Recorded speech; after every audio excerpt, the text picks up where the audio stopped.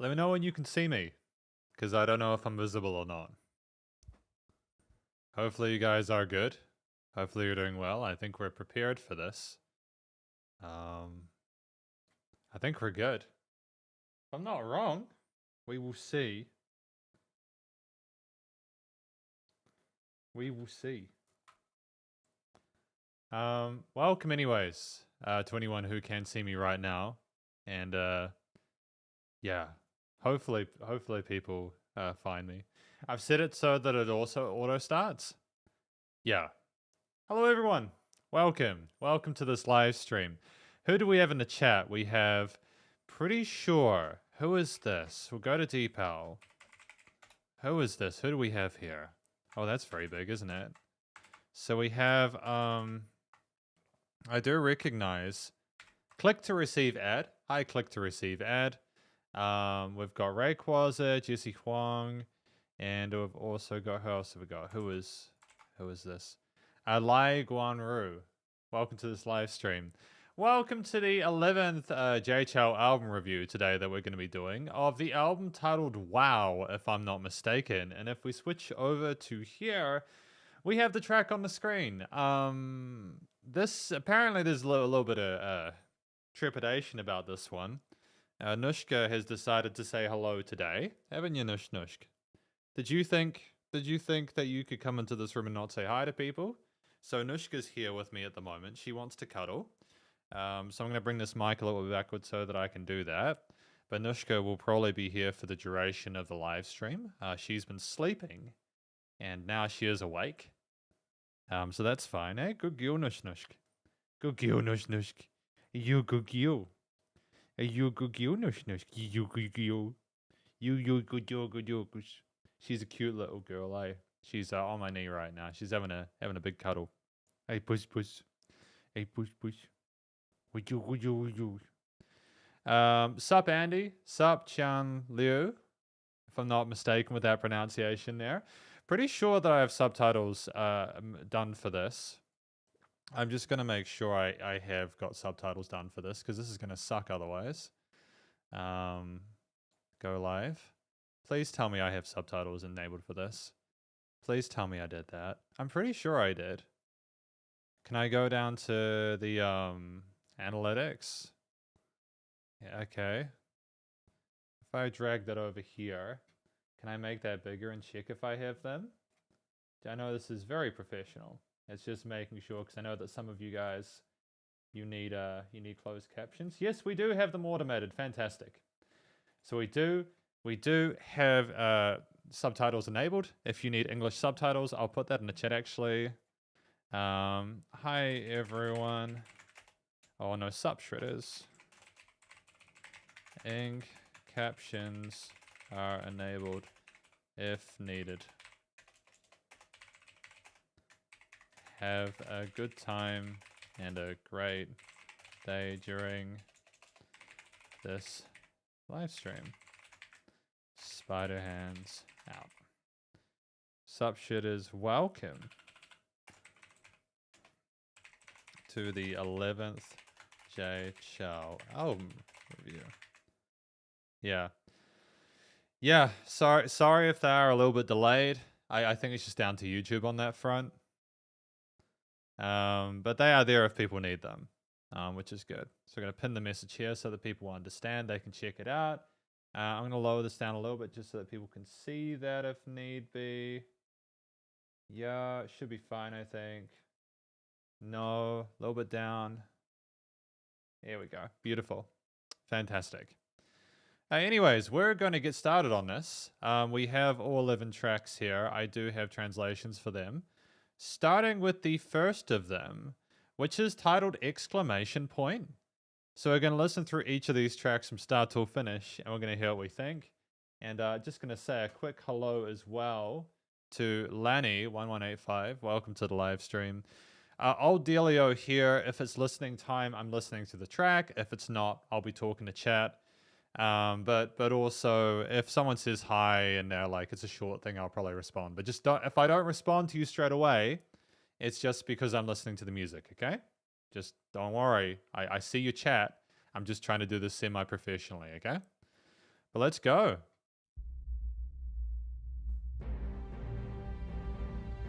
Oh, fantastic work. I like the drama there. I love the drama there, dude. It's fantastic with these orchestral elements in the... He's been doing these for a few albums, hasn't he, Jay? Oh, the album. Got the sirens.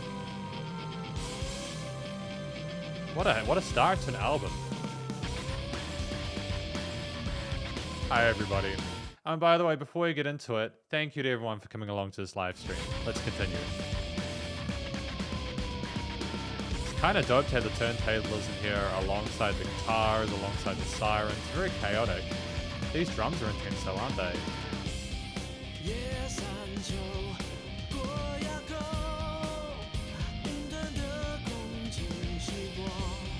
Have we listened to this track before? I can't help but feel like we have listened to it before. I'm loving the vibe of it though.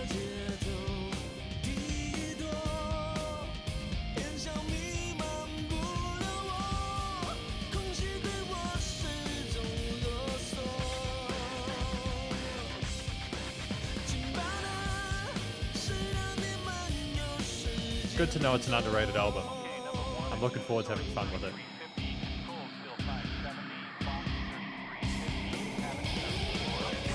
I love the way we had like the rise in with the double track vocals on the side. It's so engaging and interesting. There's absolutely no filler here.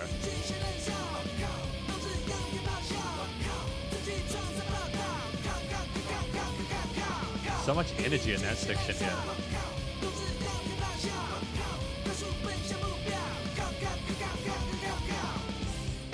I love how intense it is, and it changes between you know, like the verse sections here, as well as what we've got going on, you know, with those chanting parts in the hook. I think it's fantastic. Thank you to Eclectic Derby for subscribing. Yeah, I've been hearing that the album is quite polarizing. I look forward to the contrast. We're gonna see what we come along the way. Should be fun though. Again, these strings and the guitars on it, like, great sense of drama and sort of a fear to it with the exclamation point.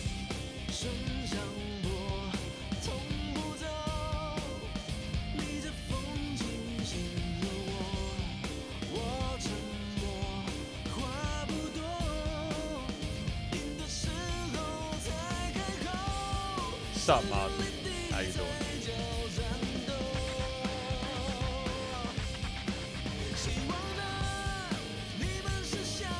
I love the guitar arpeggios on the sides. I love the eighth note groove they're going along with those drums there, but just as a nice mid-range coloration that couples really well with what Jay is doing on the mic. Really great guitar tone as well. I love the fact that it's improved as we've gone along these albums.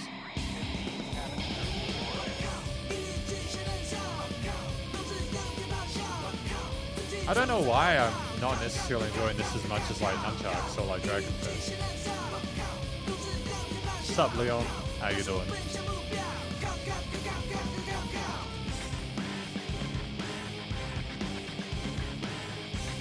What's up, Jacob? How you doing? I love how the turntablism that goes around the headphones. I like the fact that we've got that range there in the movement. It's a really cool switch.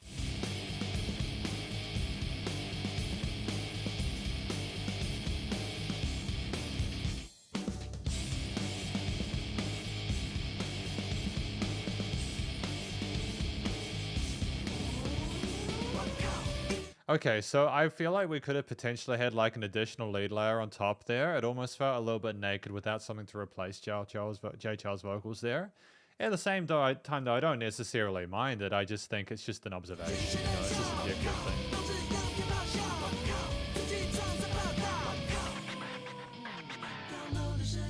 Oh, fantastic choice here. I like the fact that it's gotten a lot softer.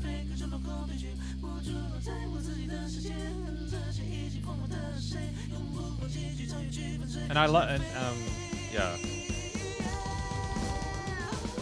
That drum fill there was absolutely phenomenal. I like the fact we softened it out. It reminds me a lot, kind of reminds me a bit of the stuff from like Garugamesh and stuff like that. And Nightmare from like the mid 2000s, like 20s, 10s kind of J-rock with those tom fills that they have there. The sirens along the way are very dramatic, aren't they? There's a lot of tension there.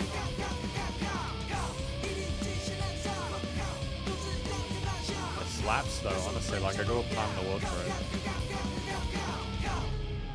I really hope this is how it continues because it just felt like a really full track. It's criminally underrated in my opinion, 1 million plays. Although I'm still trying to figure out why I don't like it as much as some of his other tracks. We've got High Coming. I'm not so good at like the different sort of symbols. So I'm just kind of holding off on Ding Lu Yang, sup, welcome to the screen. Thank you for coming. And who do we have down the bottom? Just before we get into the lyrics here, we've got Owen Zhang Zhang. Welcome to the live stream, man. I love your Jay's album reviews. I always replay them while studying, and this is my first time catch up your live stream. Epic. Welcome to the live stream. Thank you for making it. It's great to have you here. The album reviews were certainly controversial, but for me, most of the songs are great, but a few are too childish. It's like a song for kids. Well, Fan Xing Yang, it looks like we're gonna be in for a hell of a time, but I am excited for it. And sup, Blue Dinner Box, how you doing? Welcome to everyone to this live stream. Let's check out these lyrics though, eh? What have we got for the storytelling for this first part? I am curious about an exclamation point. Cross the hill past the glen. What does enmity mean? I don't know what enmity means, to be fair. It's kind of confusing for me. The smokes can't permeate me. The air raids. The siren is to forewarn you to escape. So is this like a natural disaster or something like that? I like the sound of spirits howling in the sky. I create my own track. Cow, cow, cow, cow. It's really brutal, dude. I adore this, man. It's a fantastic overall vibe here. Great stuff. Yeah, it sounds... I only speak when I win. Damn. There is absolutely no hesitation whatsoever here, is there? Absolutely no hesitation here. I hope that you are presentable rivals. Kindly kindle my guts. Nameless streets from high buildings. Right and wrong fight with a street between.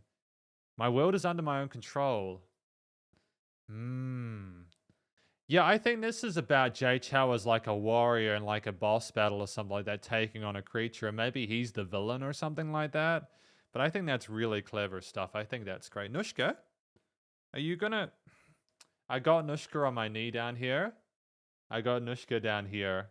And she's having a bit of a... She was sitting on my knee. Cow is a curse word. I'll be careful about that. How does it translate? Like, excuse me for swearing. Excuse me for swearing here. Is it like shit or fuck? Is it like the C word? Is it that bad? Is it like a racial slur? I'm not sure. I'm not trying to make fun of it.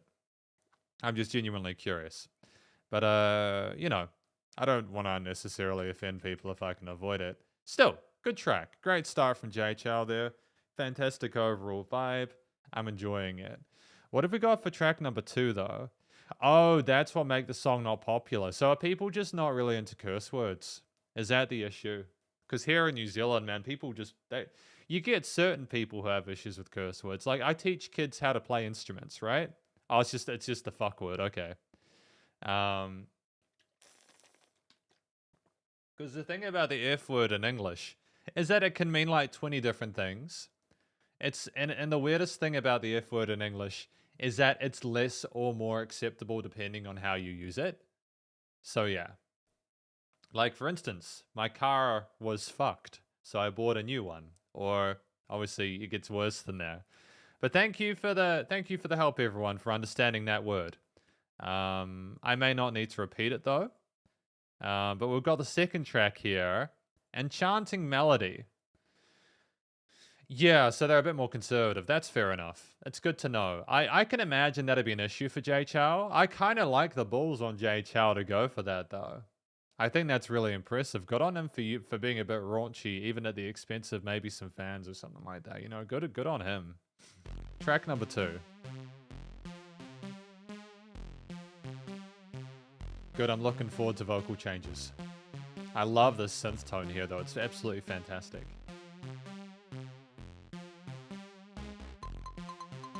Oh, a little perky little synth sequencer. It bounces and plucks around though, dude. It's catchy as hell, dude. I dig it. Oh, there's the auto-tune on the vocals that people have been telling me about. There is no hesitation here. I mean, this was the start of the dubstep era, to be fair. Everyone was getting involved in this kind of stuff.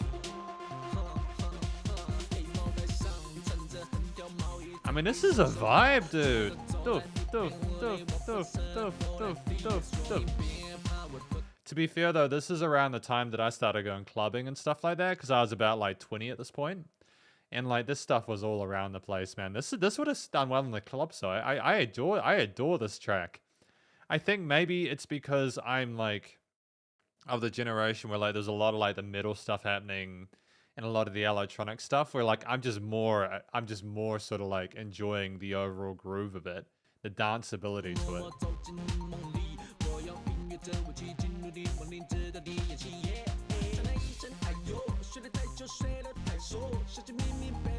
His rapping sounds really nice and fresh. What's up, Kisei? How you doing?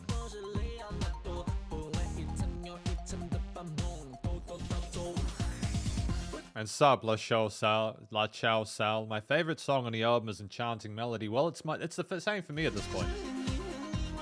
I don't mind his vocoded vocals one bit. I think they sound really fresh.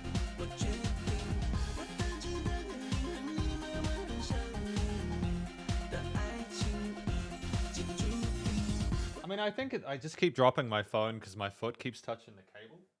So that's really professional. It's really good stuff. What is it caught on? It's caught on my toe. I'm just going to put it up there. I think that this is a definitive sort of like vibe shift for Jay, though. It's a lot less acoustic. It's a lot less of those sort of like traditional sort of elements that a lot of people appreciated from previous albums. So I can understand why people might have not been massive fans of it, like they were used to his earlier stuff. But like, I'm adoring this.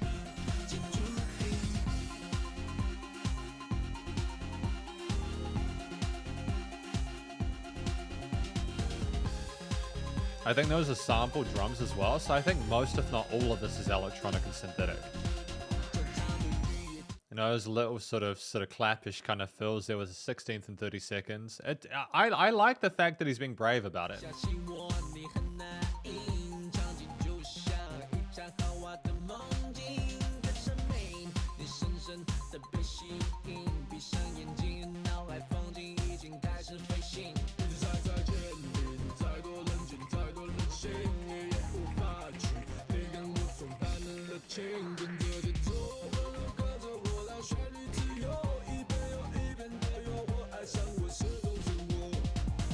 I love the fact that he's going down in that range. I just want to give that one extra listen there just to really sort of take that in.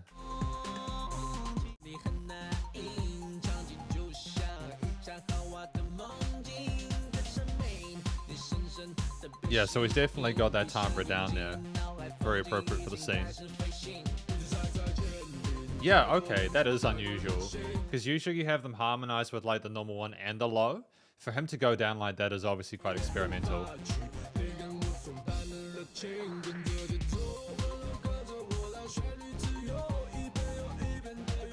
It's very different to what we've had previously, and I like the fact he's reaching out. Again, like, because if you've got a similar motif behind it, what you've got here is a situation where, like, he's needing to change his voice in order to keep things interesting, so it makes sense for him to do that. It's nice to slow it down and go into a halftime groove with those drums and the vocal legato passage. I think that's a smart move. I enjoy this. I'm going to give this a like. And these uplifting sort of synth parts in the background. And there's variation with those picks as well. They're not just going for a whole note group, quarter note group like a lot of music from around this time.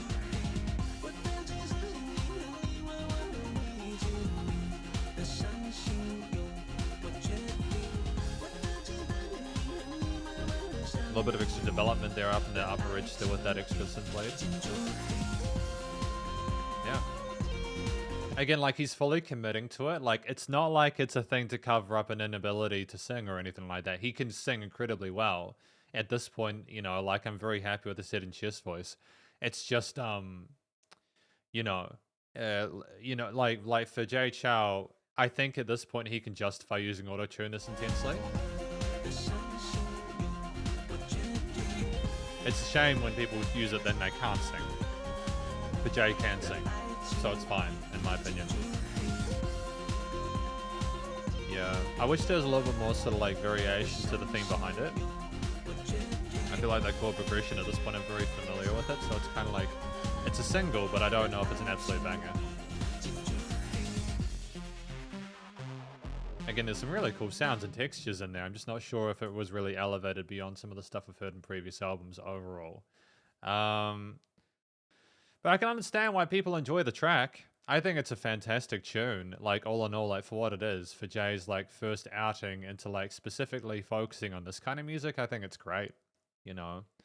I was trying to sort of like translate this in real time, but I'm definitely going to have to like be patient with this kind of stuff. I think the music is great. Yeah, no, I think I'm going to have to be a bit more careful about it. Hang on, I'm going to try copying that again. Here we go. Try it again. I think I broke Deep L. Whoops-a-doops. Jay Chou, the album is very forward-looking, is the king of the Chinese music scene. Well, yeah, I think that Jay Chou is definitely one of the top musicians at this point in time. Definitely. I think that I would agree, XZHDHL, I would absolutely agree with that. I think that Jay Chou is definitely at the top of this point in time. At least from what little I know about it. Integrates classical, crossover, popular, and other changes in music styles, but also combines bel canto, Beijing opera, rap, beatbox, and other vocals. Absolutely. You're absolutely right. He does do a lot with a lot of different styles, and I've grown to respect and appreciate that over the time that I've been reviewing him. I'm glad that you like it, Andy. The public aesthetic did not keep up with Jay Chou's level at that time. Now it sounds really good. That's exactly right. So he was ahead. People just weren't ready for it, you know? You think this is the most experimental album overall, Lukut fan? Well, I would actually agree with that. I think so far it definitely is quite experimental. And it's so different from any of his other songs. Yeah, I'd agree with that, La Chow Sal. I would agree it's very, very different than what we're used to. I look forward to there being more of it, to be honest. Lyric-wise, I moved with the keys, determined... Oh, okay. I'm not Freddy. So is the Freddy like a Freddy Krueger or something like that? Is this like Enchanting Melody? Is it about like a horror film or something like that? Oh... Too long, too deep. Little Heart Secret was stolen by me. This is kind of spooky, isn't it? I don't know how to feel about it, man. Okay. I play the piano and make a trap. Come close to you slowly. Let you slowly on the addiction. Damn, dude, we're getting sensual with this musicality. He knows he can play. Wow. I play the piano. Yep. Close your eyes and focus on the C. More sex. Just more sex. Damn, dude. Seduction. So I think that the second track, Enchanting Melody. I think the second track, Enchanting Melody, is about Jay talking about... Oh, but from... Here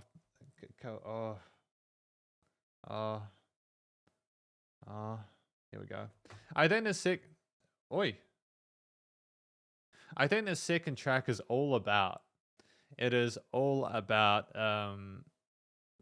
you know, Jay Chou enchanting people with his music and his melodies and sort of like enjoying himself like that. I think it's about seducing people with his playing. So that's my take on it. Let me know if I've got it wrong. Thank you, everyone, for your patience so far. We're up to track 3 now. I'm going to check out that stuff in a minute. Who have we got here? We've got who's this? Lai Guanru, thank you. This tech tour is inspired from the movie Inception by Leonardo in 2010. Oh, okay. I can kind of understand the synthetic elements then in that case. That makes a lot of sense to me. That's cool. Thank you for helping me to clarify that. I appreciate that. Sup, Jinto. Welcome to the live stream. Hopefully you're having a good time. What do we have here? We have a big message. This album is said to be the worst album of Jay Chou's career. This is from Ding Lu Yang. because it uses a lot of electro and auto-tune because, of course, there's no such music in China. People can't accept it, but this is Jay Chou's diversity and musicality, which has some foresight to the Chinese music scene. In recent years, the Chinese music scene, hip-hop music began to appear a lot of auto-tune and electro. You're absolutely right. I will absolutely give credit to Jay Chou for helping to move this forward. I think it's great that we have a musician of Jay Chou's caliber at that point to help to normalize the style of it. I think it's a shame when musicians who can't sing use autotune to cover up their inabilities. But I do like it when musicians who are great singers use autotune as a stylistic thing. But I think that's a really good point, Ding Yu Lu Yang. And it's really hard for a singer to do those different vocals during a live, but he did it. Well, fantastic. I mean, he's a great singer. And the fact that he's got so much range is impressive. It makes me very, very happy to listen to more of his music. I think it would have been a shame if he'd been too conservative with his stylistic choices. So it's great to hear that he's more flexible. But we've got Mine by Jay Chou, track number 3. Oh, this is a return to his original stuff. Got more of the variety show kind of stuff going on with the album. I'm not mad, I'm not upset. I think it's great that we return to some ballads or some sort of like chill, sort of poppy tunes.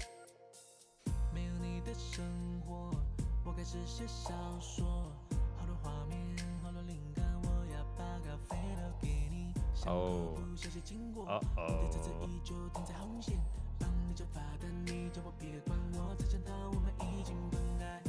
Oh, yeah, no, I'm not a fan of that autotune there. I think it's like I understand that he's trying to keep a similar style across the album, which is weird for Jay because he does tend to sort of flip it with every track.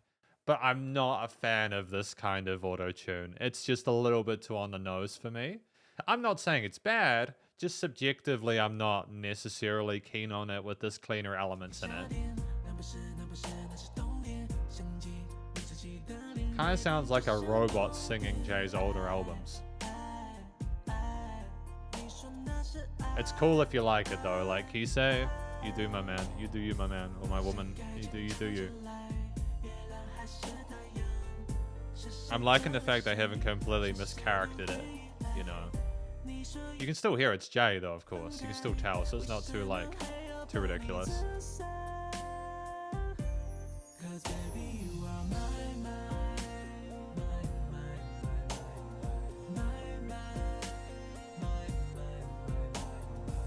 I think to be fair though, having the synth kind of lead, wow, kind of start in the intro, kind of does let you know in advance, yo, this is going to be a synthy kind of electro track, kind of like the previous one. I don't mind that. If it had been completely clean without any synths whatsoever, it had just been like a piano and some guitars or like bass and drums, and Jay Chou had done this with his vocals, I would have been disoriented by that. But I think because he has some synthetic electronic elements here, it makes a bit more sense contextually, you know? And La Chow, Sal, thank you very much for your donation. I have to sort of like give a shout out there. Thanks for the donation. Thank you for the donation, much appreciated. Very kind. And the song for I Am Not Good Enough from 8 album, is this... He just listened to that song as a company that wrote it. Oh, okay. Well, that's an interesting fact. I wasn't aware of that. Thank you for that. It's a very catchy hook, though, to be fair, this part.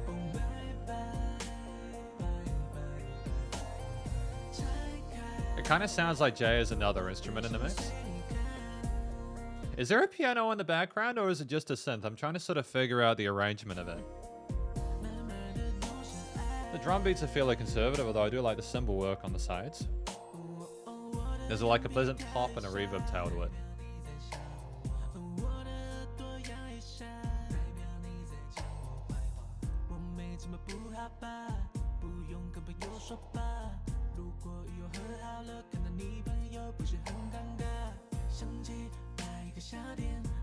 Okay. Okay, I like the changing of the vocal phrasings as well and the harmonies. If you're wondering why I'm not talking about the rest of the instrumentation and the motif behind it, it's because in my mind, this is one of those tracks that Jay does where like we simply have the same sort of chord progression throughout. Well, it might change later on, to be fair. I shouldn't assume that we're not going to have more range harmonically.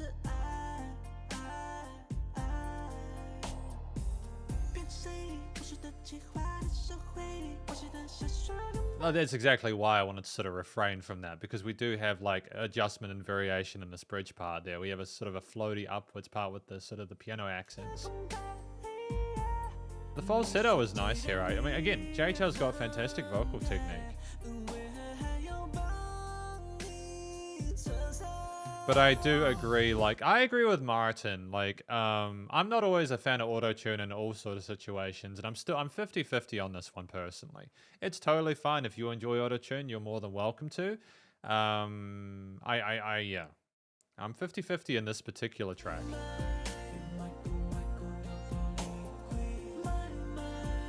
The Mine part is super catchy though. It's my favorite part, and I like the call and response between the center vocals and the side ones. I think it's great going between those in the stereo field. It's very interesting as a listener.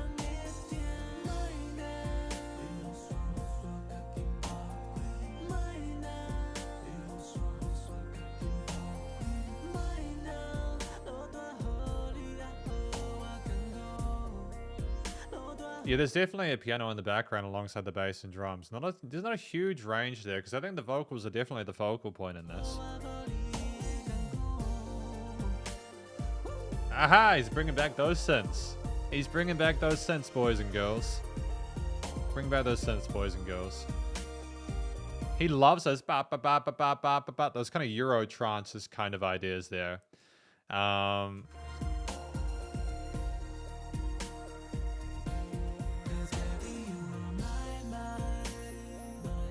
Yeah, no, La Chao Sal. I think that's what oh my goodness.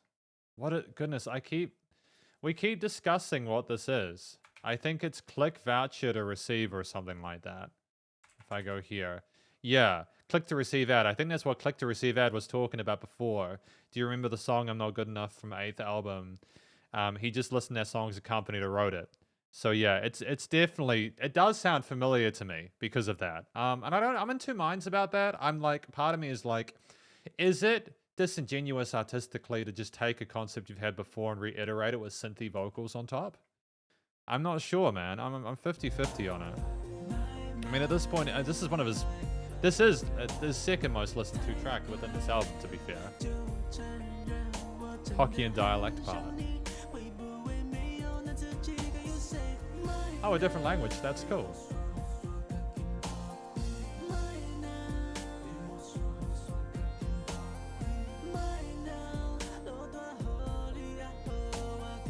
Thank you. It's good to know that we're using a different language there, because I wouldn't know. Like, again, my understanding of languages is very, very, like, very shallow. So, like, any help with understanding the lyrics or the different languages involved is greatly appreciated. Thank you.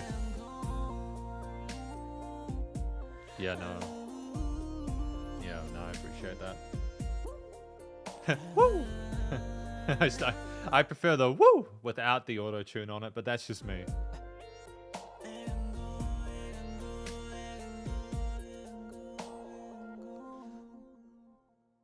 Yeah, so I'm just going to talk to chat just because there was a few of the longer comments that I didn't want to sort of like address just because I wanted to still focus on like playing through the song, you know? It's funny how like you can grow to accept tracks as you go along, ALC. I wasn't a fan of this auto-tune for many, many years, but somehow I suddenly love this track in the past year. I think it is because I think our tastes change as well. As stuff becomes more acceptable on a lot of the sort of more popular music, we might become more used to it and be like, oh, actually, no, this is fine. I think a lot of us also soften with how tribal we are with our music tastes as we go along in our life.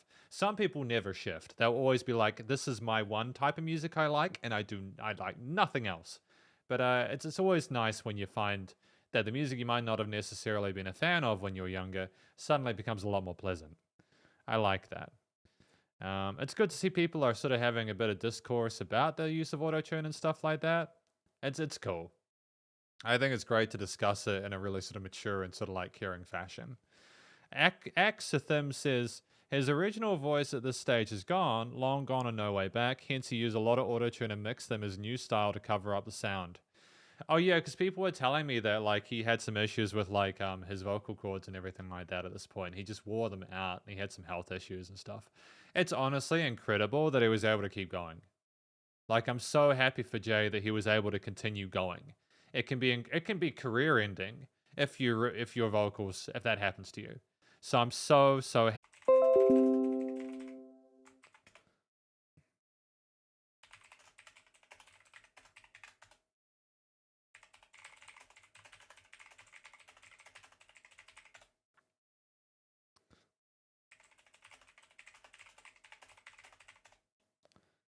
yeah, the internet's been a bit weird recently. I'm a little bit annoyed though. Oh no, it's okay. Then why? Yeah, okay. That's cool. Thank you. Cheers.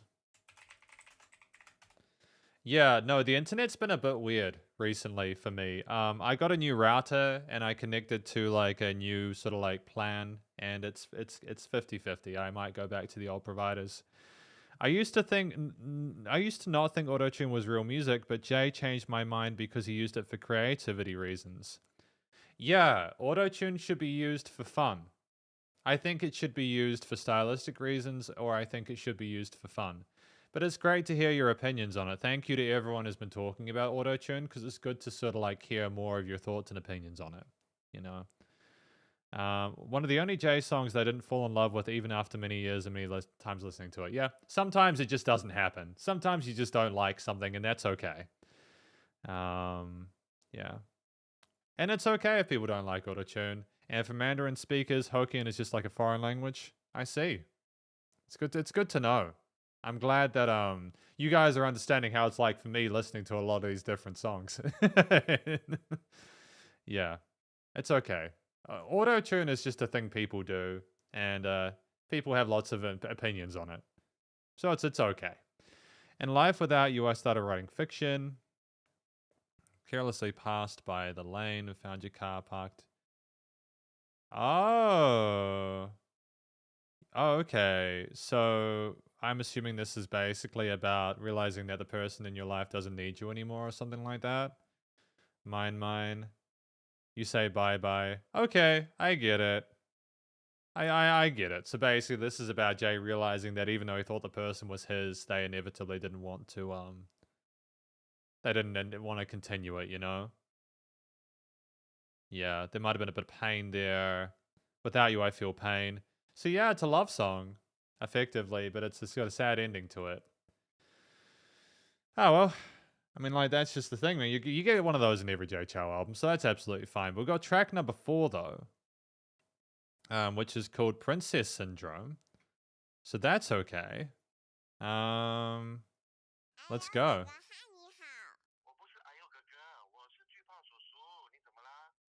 Again, very different.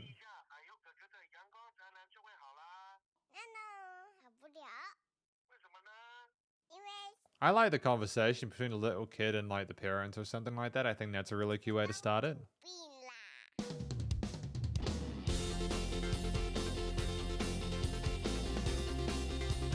Okay.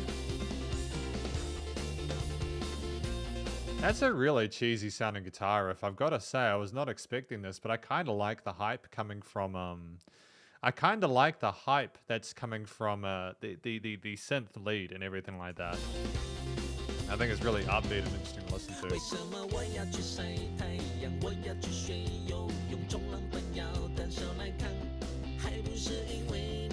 It's pretty cheesy, to be honest.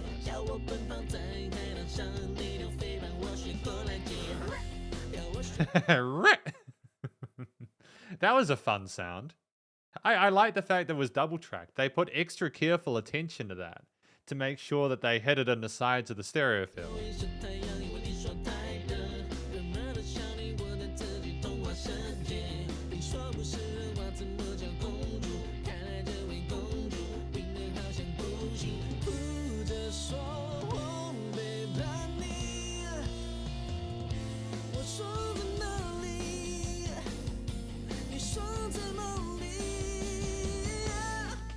Again, I like the fact, are these just raw vocals from Jay in this one? Are these just raw vocals in this one? Because I kind of like the fact that we've just got Jay with a bit of vocal fry and clean stuff. It's great to hear. I don't mind his vocals. I think maybe you guys might not sort of believe this, but I actually kind of still like Jay's voice like this. Like I can tell there's something different about it, but I don't necessarily dislike how it sounds with everything. It kind of adds a sense of urgency and peppiness to it that I think might have been missing otherwise. It's a great combination.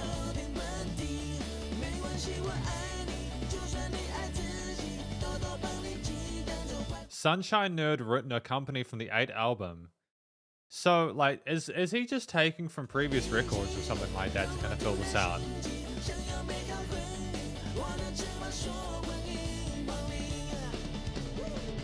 Again, that drum fill is absolutely fantastic. It was menacing. I love the use of the finesse with those. I think he works really well when he uses those acoustic kits. I don't necessarily like the sample drums he uses in this album so far. If you're gonna go sample drums, go big or go home. It's a fresh sounding tone on those guitars. I'm wondering if he's using like an Epiphone or something like that. Some interesting extensions there. Oh. Okay.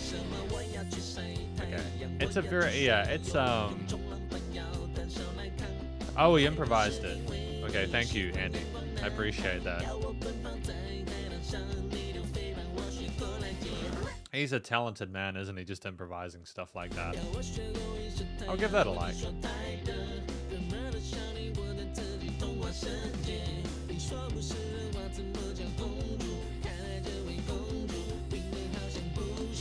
You know, accenting those last notes of it is a great transitional device, and it makes me wonder what's going on.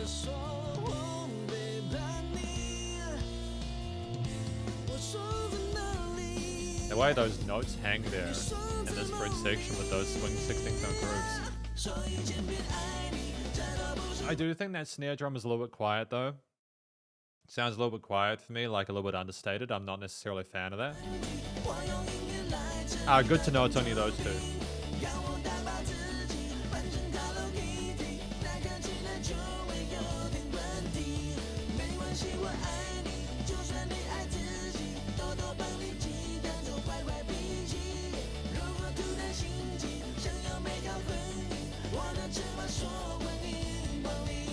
It kind of sounds like Jay went from doing these sort of massive tracks on his previous albums to going, shit, what do I do now? I've got to make catchy music. And so he made a catchy track. And this is definitely a catchy track. Like, what was it, Princess Syndrome or something like that? I can understand from like a composition or performance perspective why this might have been a successful, reasonably successful song. But again, I can also understand why even without the auto-tune, this might have alienated people. Oh, we could bring in the synths in for this part. It kind of feels a bit alien at this point. I'm not sure if I necessarily enjoy the fact that we are going to this new section here. Simply because like it seems like the synth is such an alien tone to the previous acoustic sort of elements we've had. But that's okay though. It's subjective, you know?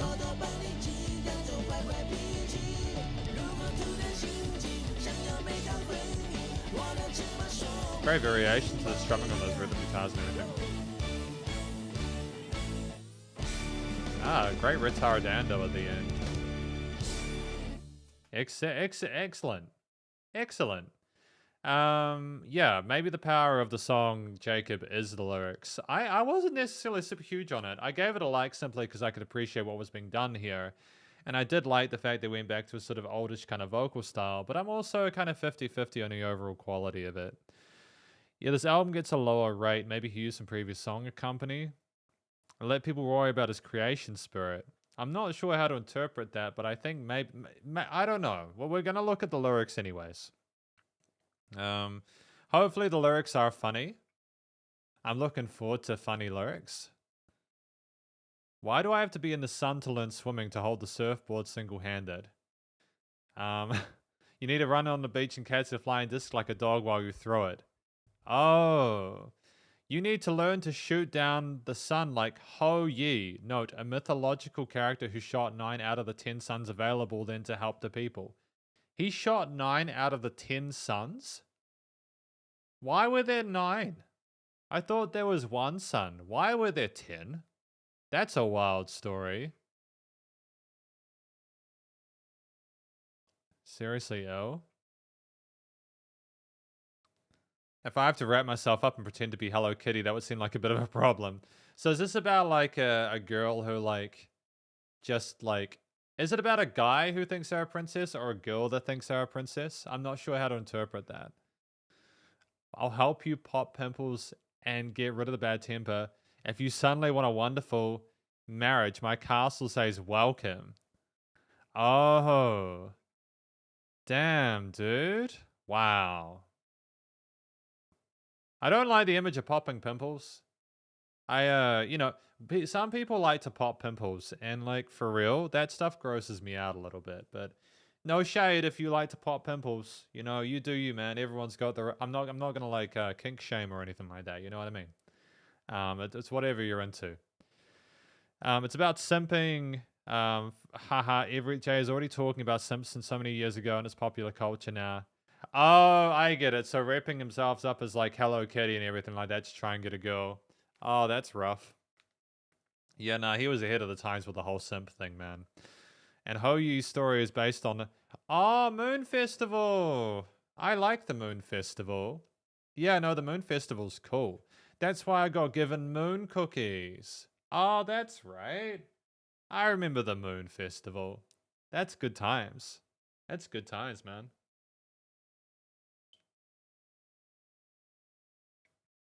It does kind of sound like a track about a guy doing like an alt pop rocky kind of thing, trying to get a woman. There was a nice amount of sort of upbeat sort of sensationalism, like the guy's trying to be overly positive or something like that. I got time for that, but we got track number 5 now. How Are You? That ancient story about a hero who shot 9 suns from 10 to leave 1 for the earth. Oh, so that's why there's 1 sun, because there were 9. That's incredible. Man, I love mythology, dude. Mythology's good fun. There's nothing like a good story, like the Greek gods and all that kind of stuff. And the Norse stuff. There's all sorts of fun mythologies out there, dude. All sorts of fun stories. Oh, did he? He wrote the album when he was falling in love with his wife. Good to know. Good to know. And whose name do we have here? Real quick, can I do it? Why Would None? Welcome to the live stream. What a sensational track. The piano work is absolutely phenomenal, as well as the orchestral backing. This is another level compared to everything else I've had today.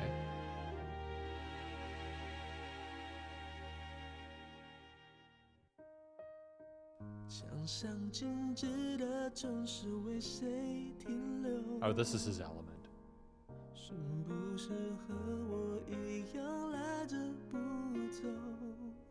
His voice still sounds fine.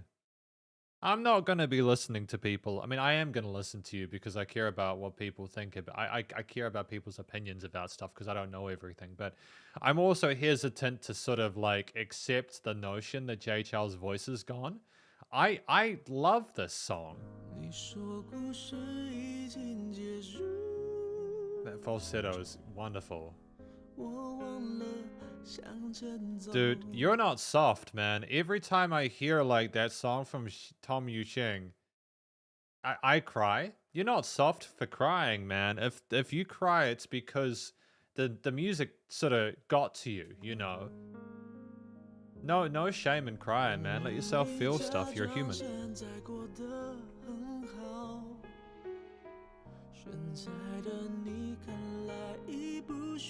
It does sound like a Christmas ballad, to be fair. I can imagine the snow falling.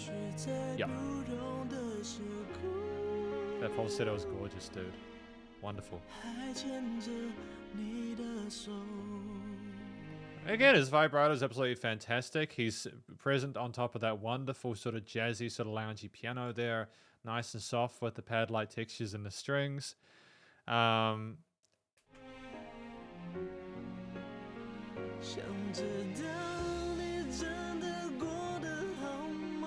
This is what I'm talking about. This is what we want.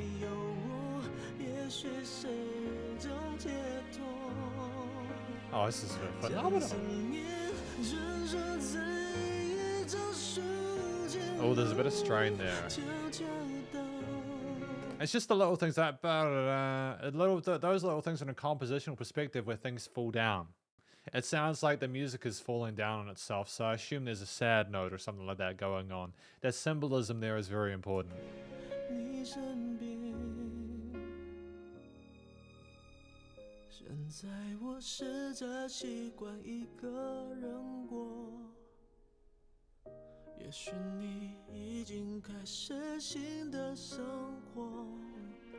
Phenomenal dynamic range to this as well. There's just silence.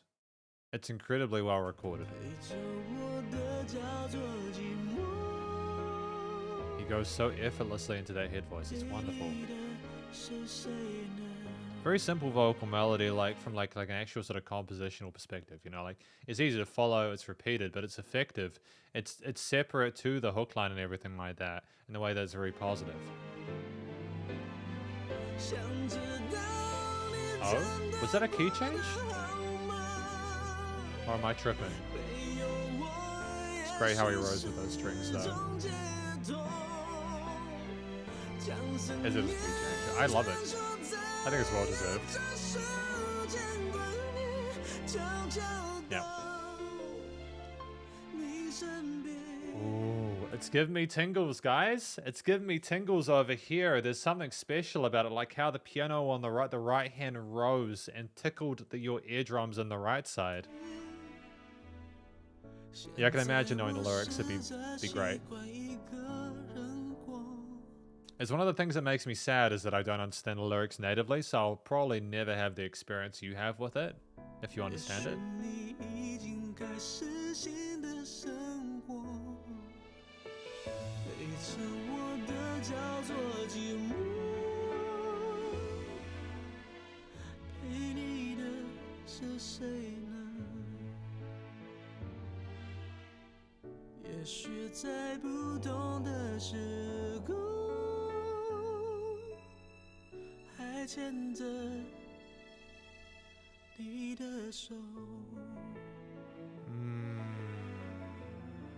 That's beautiful, dude.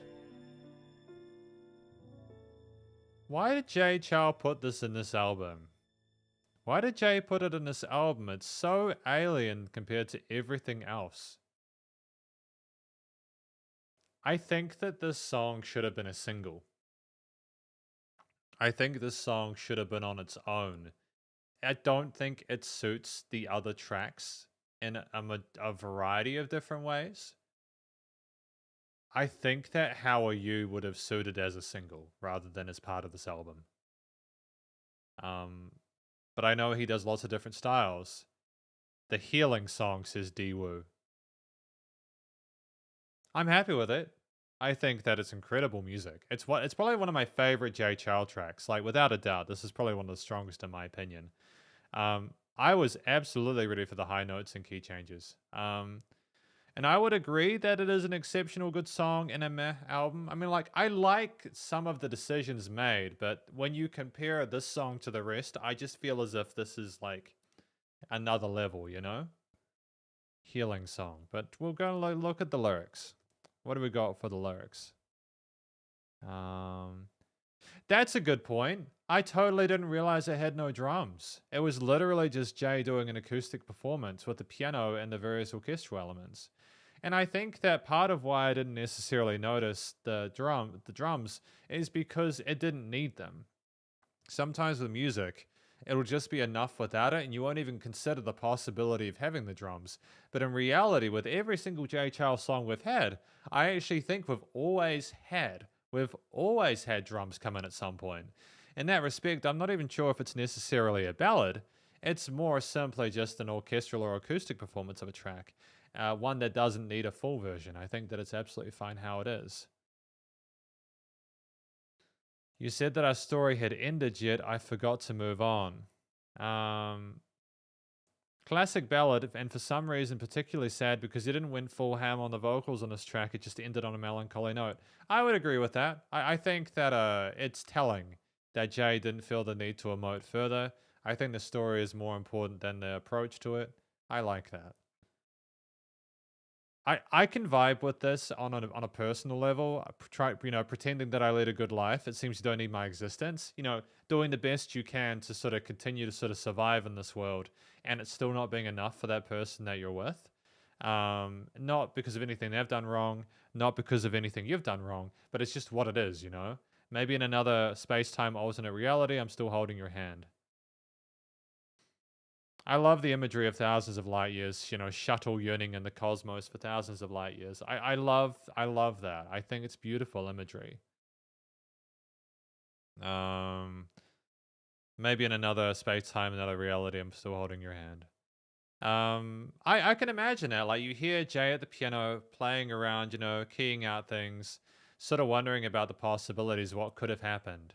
I think that it is incredibly sad. I think that, again, this is, before we move on to the next track, which I believe is,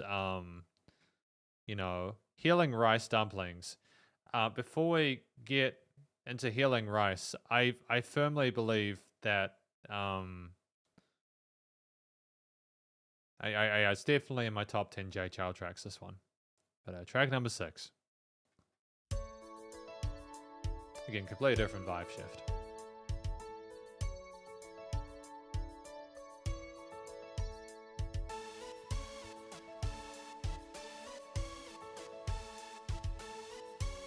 Good to know we got more of the hockey and stuff coming in.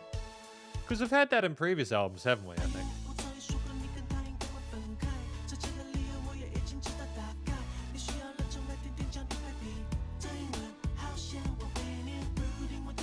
I like the fact we've got that unison, that sense of unison with the vocals there. How they're kind of separate at first and they come together for that really peppy sort of like majorist kind of toned harmony.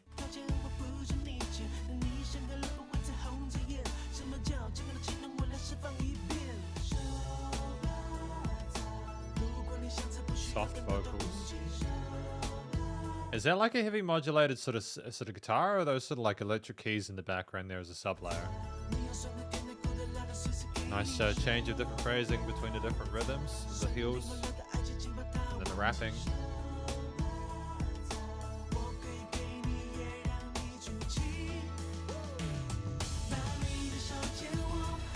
Okay, I like the sound of these drums. I like the tone of them. I like the side chain of them in the mix. They're nice and punchy. They cut through really well. It's not something we've had throughout this album, but I'm happy with it so far.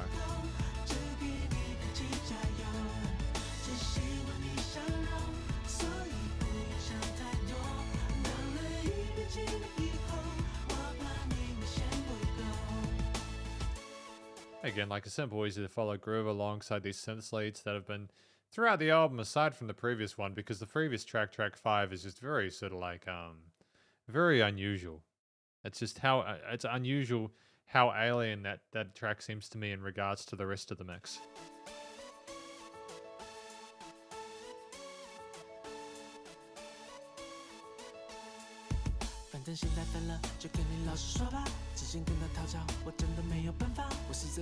Okay, variation of it with the clean vocals and the rapping. Okay, I like this combination of the pianos sort of contrasting tonally and texturally with the synths. Is that like a bass guitar? That's a nice bright sort of well balanced one. Okay. Yeah. Verse, chorus, bridge, verse, bridge, chorus kind of vibe.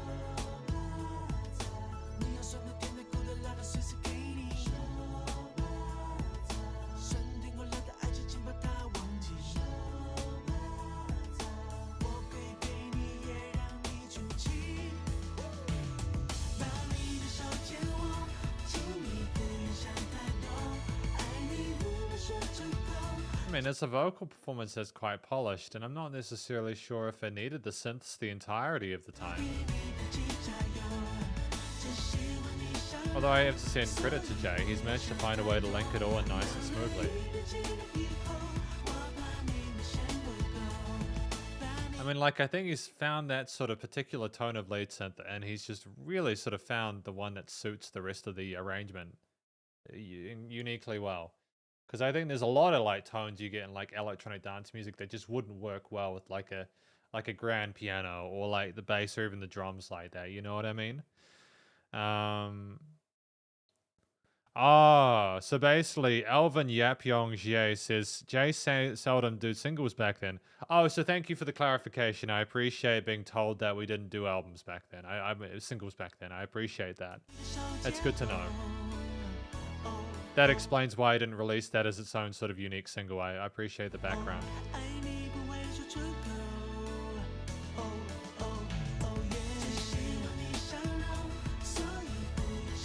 I wish we'd had more on top of this. Is it your first time, Dwoo? Well, hopefully you're enjoying it. Hopefully you're enjoying listening to this album. I'm 50-50 on the album at this point. No, use the bell tree at the end's great though. You know, never have a bad time listening to a bell tree. You know what I mean? But what have got lyrics? I'm glad that you like it, Jacob. I love the next one, Healing Rice Dumpling, is exceptionally corny, fun, and just vibes. Just vibes. Just vibes. And Axathim says, and the song name came from a very, very old but famous Taiwanese song. He used part of that old famous song's chorus in the fill-in of the song. Oh, so he's kind of sampled it or taken influence from it and brought it into this. That's great. That's cool. Yeah, and I'm aware of Dwoo. I'm aware that it's unpopular. But we're, you know, it's part of the journey. We're 11 albums in. 11 albums in. King Ching Xian says, is the best one off the album. Oh, so we're nearly there. We're nearly at your favorite song. That's cool. That's exciting. We get to listen to that next. Healing Rice Dumpling, though. Lyrics. Oh, really? Tchaikovsky's. Oh, so we've got a lot going on here. There's lots of influences from other parts and everything. Jay's bringing it all in, man. He's bringing all those different tastes and turns. Good. I like the fact we're sort of exploring. I told you and he would break up. The flagship song of the album? No. Really? Crazy. That's good to know, though. Thank you for the heads up. We're at the halfway point of the live stream at the moment, so thank you for coming in, everyone who's watching this. Hopefully you guys are having a good time. Hopefully learning some more about Jay Chou and his music. You need someone to pet you and call you baby every day. Oh. Oh, okay. You want sour, sweet, bitter, spice at any time. Oh, yeah. So it seems like someone's just a little bit too hard to please, you know?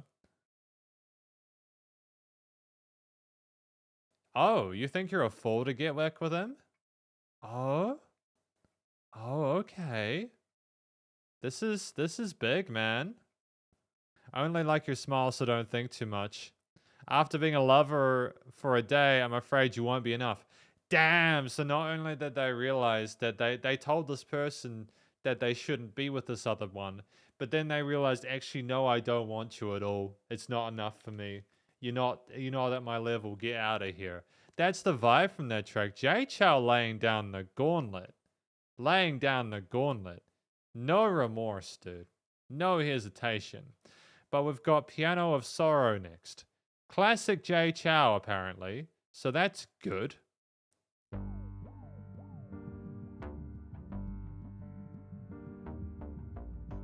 Oh, that little kind of nice kind of bass there. Nice round bass. Ooh, that stank. That's that note. This is definitely bringing me back to the first few albums.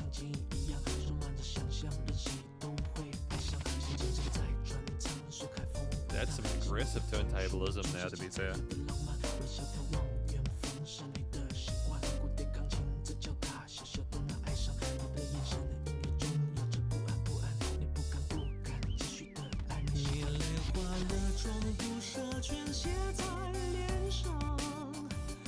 Okay, interesting use of the falsetto voice there alongside that piano line. I assume there's the Tchaikovsky in the background. It's an interesting way of sort of recycling it. I do like the combination of the hip hop elements with though. That's fresh.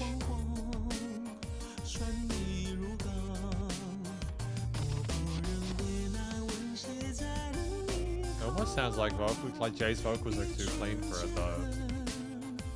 It's almost the audio engineering, the presence there, the EQing is phenomenal.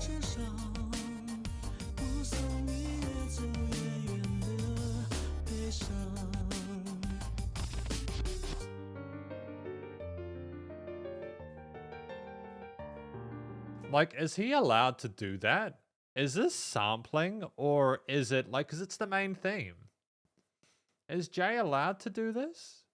I'm not sure if he's allowed to do it. I don't know if Jay's actually allowed. I mean, he's done it. And I suppose the copyright would have expired considering the song was written like a few hundred years ago, but still. Again, it shows his ability as a pianist and as an instrumentalist. I assume he's the one playing at this point, considering I know he can play the piano very well.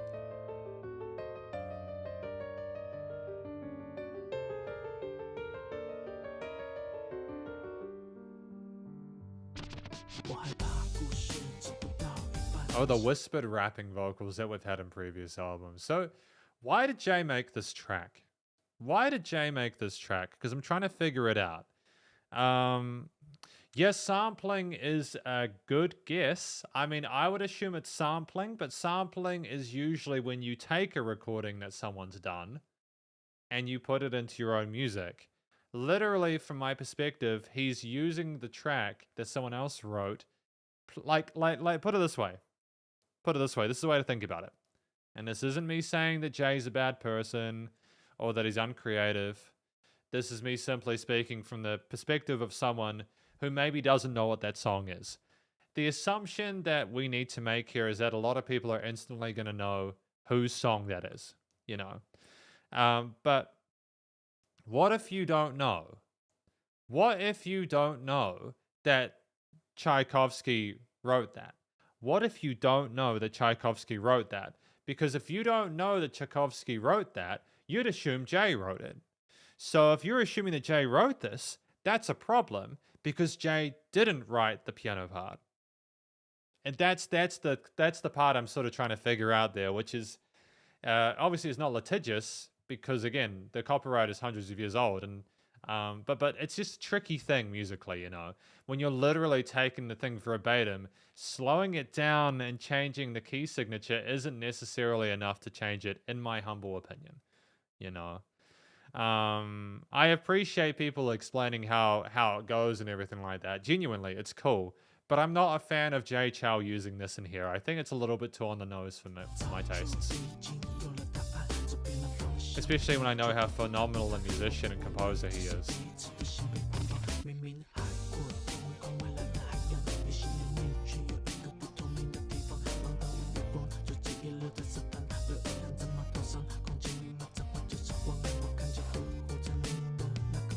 It's a weird sort of decision for me personally to it's a weird decision for me as well to have the rapping double tracked like that. And the reason that it's weird for me is because I think it ironically gives Jay less definition.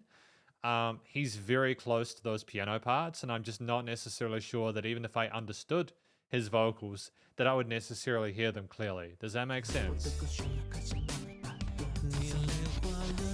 When he's in the center, the piano is on the side, so it's easier to get definition and distinction of his voice. But when you've got them on the same position as the piano parts, they're a bit more sort of like muzzled. And to clarify, I did get my hearing checked this week, and I have perfect hearing, so I would definitely hear it if it was there.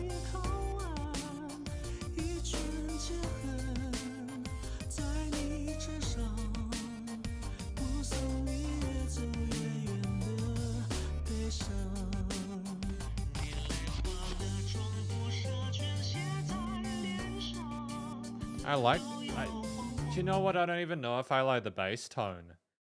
I don't like it because it sounds a little bit too sort of like it's a sterilized mid-resonant bass that kind of, I think, doesn't really sound texturally convenient to the filtering of the pianos. the drums make sense. The turntablism makes sense. If Jay gives credit, I'm happy with that. If Jay doesn't give credit, I'm unhappy with that. I think you need to give credit to musicians when you use their stuff like this.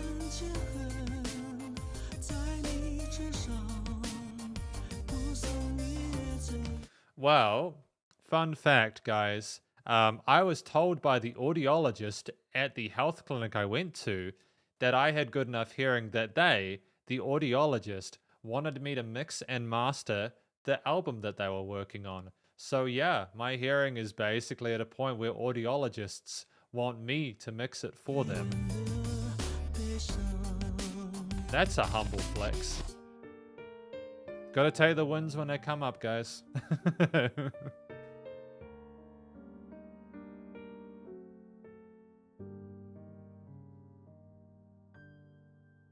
From a compositional perspective, I think it's well written. I don't think there's anything necessarily uninteresting in here. I'm not disinterested in the theme. I just don't necessarily agree with the ethics of having that as a backing element behind Jay Chou's vocals. I think he's a great rapper and he shows his strengths here, and it pays homage well to previous sort of efforts that we've heard throughout different albums and stuff like that. At the same time, though, I don't necessarily... I wouldn't... this isn't one I'd rate. I wouldn't necessarily rate this. I think it shows Jay's ability as a pianist, but the problem is that we've already heard Jay's ability as a pianist in previous albums. So this doesn't necessarily break new ground for me personally, hearing him.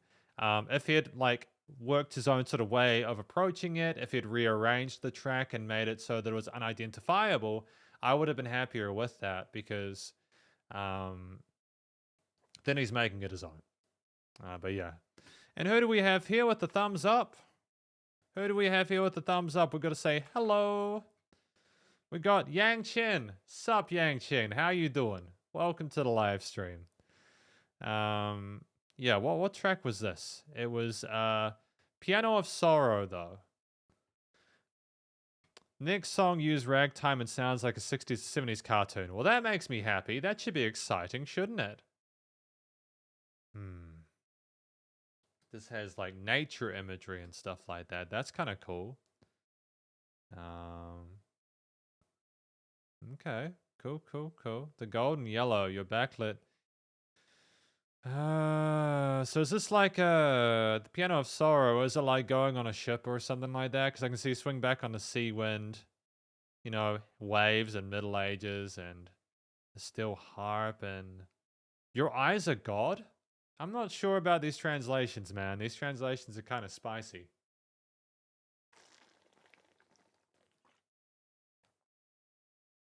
There's always someone that tells me at the end of the review that I've misinterpreted a track because of the lyrics. I know it frustrates people. But yeah, I do try and sort of get the context regardless. Yeah, it's definitely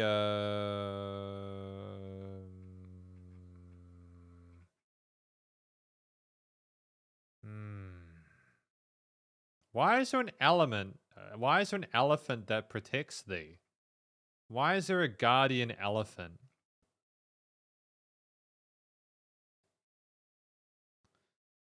Oh, a ring mark on your finger. So is this about sailing on a ship and someone denouncing the marriage or being engaged or something like that? Oh, you're gays. Thank you, Kay.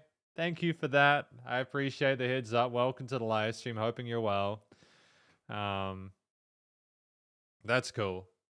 That's cool. Thank you for the clarification. This is exactly why I don't take translations verbatim. This translation is horrible. This translation is horrible. That's good to know. I'm glad that I'm not going insane because some of these sentences are very strange. My Kang sang and the string began to adagio. Again, I'm not going to make fun of whoever translated it because it's not like I could do better. I'm not going to pretend that I am the best translator in the world. I'm absolutely not. I wouldn't know where to start. There is a better way to listen to the song. Play 2 songs at the same time, and the second song is played 5/8 beats than the first one. 2 songs at the same time. 2 songs at the same time. Oh, do you mean you play the 2 of them and like there's one that's quicker than the other or something like that? Yeah. I'm glad that I'm glad that Jay, because Lachal says the slowed down version of Turkish March is something he performed in a live show, and he explained it was Turkish March by Mozart. He also wanted to get younger people interested in classical music. I think that's fantastic. I think that if that's the way that Jay wanted to approach it, I think that's really good. It makes me very happy that Jay wanted to approach it like that. If he gave credit, if he gave credit in the anywhere in the promotional material and the disc and like the song, the thing inside the sleeve of the disc and everything like that, if he gave credit for that, or if he mentioned the artist in the song, thumbs up, no issues. It's cool. I'm not unhappy about that. Each of these tracks has been at least serviceable, in my opinion. I don't think this track is as consistently strong as some of the other albums I've heard from Jay, but I think there's definitely been things to appreciate, But yeah, we've got a sailor afraid of water. The mermaid is trying to seduce me. Low blow. Damn, man. Okay. All right. This song is about a girl who lived on a model ship, and Jay has the model. He needed to use special perfume. Smell it. Oh no, he's old. That's an interesting story though. I'm looking forward to the fun one. Let's go. Let's do this. Track number 8.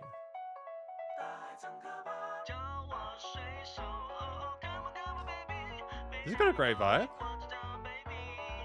That piano work is fantastic. See? This is incredibly engaging automatically. I love the tone of that keys, the filtering. It sounds like a ragtime kind of beat,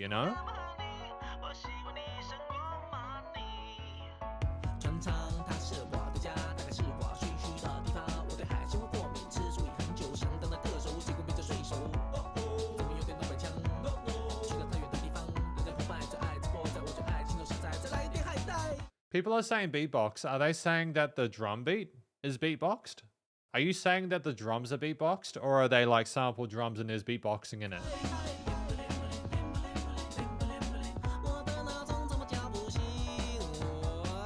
Very different personality than the rest of the tracks we've had so far.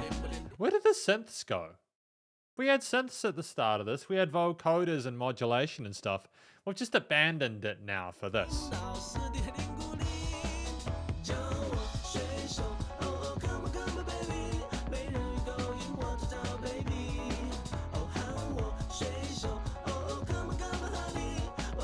Cool. I'll wait.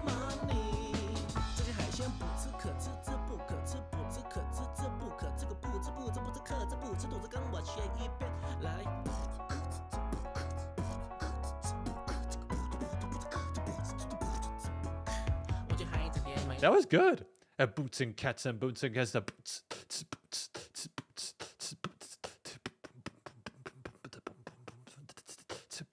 Yeah, it's cool, man. I like his beatboxing, eh? He's got some pipes, dude. It's kind of the boots and cats thing is a fun sort of concept that he plays around with. He's a good man. He's a good man, that Jay Chou. Yeah, it's this playfulness and innocence here alongside that piano line is gorgeous. My Nanoleaf panels, dude. Whoever designed Nanoleaf panels to like randomly change to like a different... Guys, come on. Cool.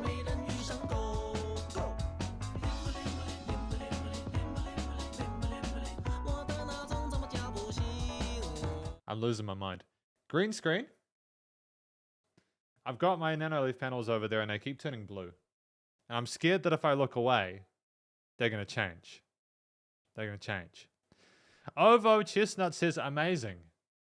That's right. That was some amazing beatboxing from Jay. I like the diversity to this man.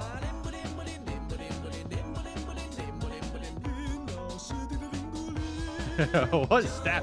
What was that though?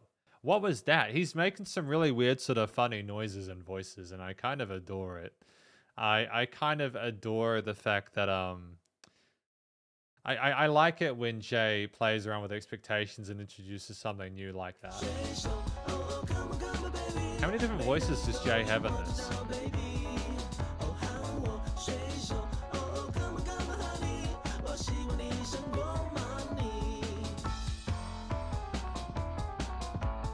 Yeah, no, I like the tone of the drum kit here because initially I was like, wait, is this the beatbox drum kit? But he's also got this kind of trashy kind of snare, hi-hat, and sort of kick vibe there. There's honestly some of the better sounding drums in entirely the album there. I wasn't necessarily sure if it'd couple well with I wasn't sure if it would couple well with that tone we had going on with the piano, but he's managed to make it work, I think.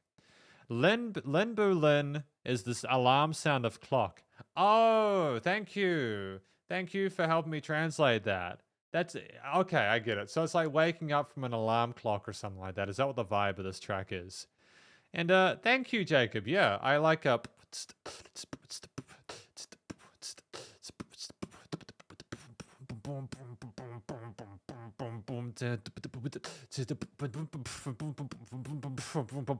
I like doing that kind of stuff. It's fun.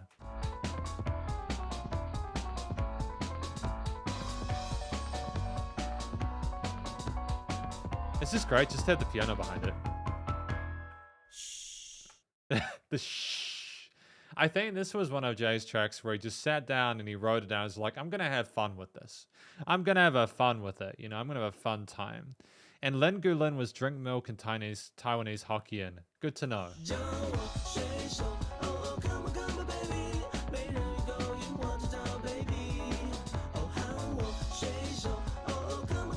Weird kind of floaty resonance to that piano though. Oh, the drum, the crash cymbal.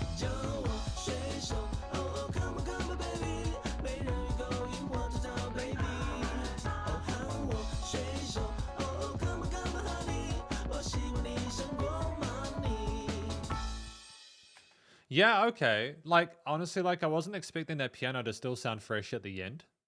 Simply because of how, like, energetic it was just throughout the entirety of it. But I think the change that was needed to keep the listener interested was the variations in the vocal lines going from, like the low, with the kind of the wacky voice to the side chain to the center ones to the beatboxing. This was Jay's time to shine from, like, a mic perspective. And everything behind that was fun and easy to listen to. I like that this album is upbeat and positive and not just half ballads. I like that too. I do like that Jay is trying a different direction here. I have absolutely no complaints about that whatsoever. Still a way better album than the 8th in my opinion. Yeah, well, everyone knows my opinion on the 8th album, so I don't need to repeat those. But yeah. I think to be fair, every one of Jay's albums has like something to sort of like appreciate. And I don't think there's ever been a truly terrible song from Jay. Although I'm sure there'll be people who disagree with that. And there'll be some people who will vilify me for even suggesting there has ever been a slightly bad track from Jay. Next one is a 2012 song. That's good to know. And sup, Shinyida? How you doing? This album is the only Jay Chou album after Yek we made that I've paid attention to and liked all songs in the album. That's cool. I'm glad that you like all the I'm glad that you like all the songs. It's good to know. I'm 50-50 on some of them personally, but I do appreciate the that we're trying different things even if I don't necessarily understand why we're making these stylistic decisions. Come on, but the mermaid is trying to seduce me. I like you better than I like money. Damn, girl. The ship is my home. The ocean is my toilet. I wanted to be a singer, but ended up as a sailor. Yeah, this is a fun. This is a fun one. We got mermaids and sort of toilets in the ocean. You know, we're having a good time here. It's a great sense of humor here. You know, Mr. Lin is drinking tea. Oh. I wonder if he ever does get seduced by the mermaid. I think that you know that kind of stuff there is fun because you have that kind of playful nature to those pianos and the energy there that sounds like you're telling a tale of something ridiculous. So that makes sense from a thematic and like compositional perspective. Oh, the great white shark. Sail by hand to decrease our carbon footprint. Very topical. Very topical. Getting those electric boats. Okay. I get it. I get that track there. It's good fun. Good fun. Not the end of the world though. So we're shifting from that song to something a lot more serious now. Just gonna have some water. How you guys going? You guys alright? You coping? You coping with listening through the 11th Jay Chou album? Are you taking care of yourselves? Have you been eating food? Have you been eating healthily? Hopefully you've been eating healthily. Hopefully you've been taking good care of yourself. Okay? Make sure to eat healthy. Healthy, very important. You know, live until you're 106. Andy L says, the next song is written for the rumors of the end of the world in 2012. Yeah, do you guys remember that? Do you remember when like everyone thought the world was going to end in 2012? And the funny part is that a lot of those same people were the ones that thought the world was going to end in the year 2000 because of like the Y2K movement. So that's a fun twist. Let's go.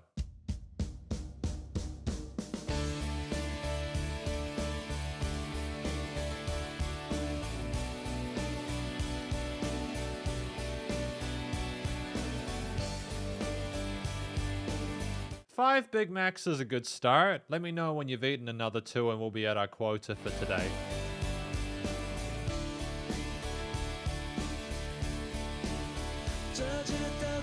I love the tom fill with that crescendo at the start, moving into the guitars and a jingly jangly feel. Again, I will never get used to Jay Chou just going from one complete sort of like environment to the other stylistically.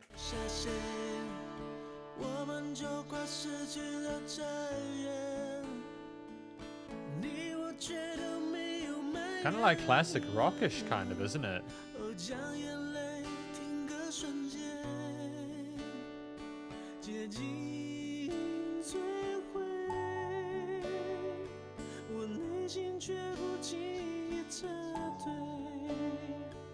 I love this. I am adoring this. That softness, that cute little shy texture of that synth on top with the delays on it, coupled with the softness of Jay's, those elements mix very well in my opinion.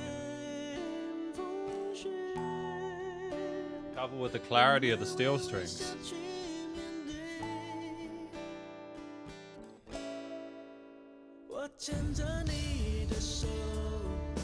You know, the drum tones work well as well.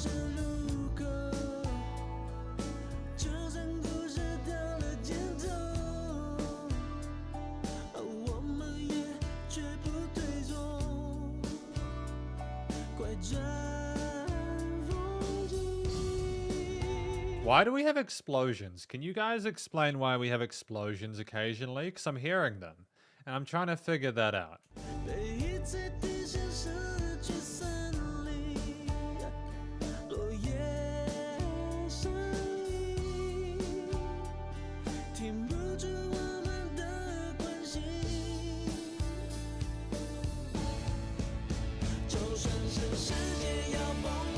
Okay. Increase intensity, loudness. Tone chugs. The tone chugs along. There's a great intensity to those guitars there, but it's also super shiny and bright to listen to. Oh, the explosion is the Doomsday theme. Thank you. Thank you. I appreciate that accident. I appreciate that extra cut. I mean, to be fair, if this was about it, if those explode, that's a very cute apocalypse, isn't it? The pew. not like the ice caps melting and everyone getting flooded underwater and eaten by great whites, you know. Just pew, little pew pew sounds. Adorable.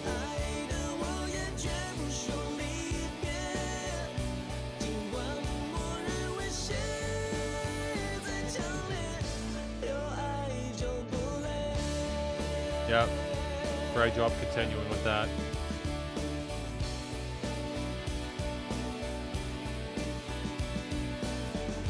I like the development of those sort of 16th note snares there.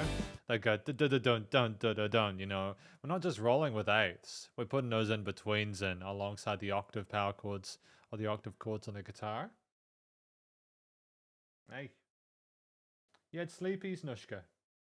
You had big sleepies. What you doing? You good girl. You're a good cat. You are a good kitty cat. Doo-doos. Doo-doos. You good kitty cat. Nushka's just over here having a sleep. I'm just giving a little cuddle. Oh, good girl. You're a good girl. Nay, nay, nay. Nay, nay, nay.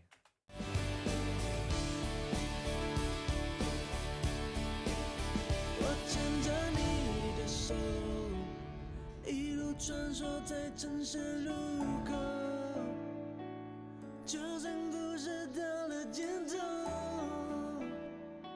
我们也绝不。 This song doesn't really sound like it's about doomsday or a nuclear fallout or anything like that. Unless it's like the Jay Chou apocalypse, you know. You get like friggin' like, oh, okay, that's popcorn. How did that get there? The piano line's really pretty though. Nice contrast to the guitars we had before there. Really elegant, you know?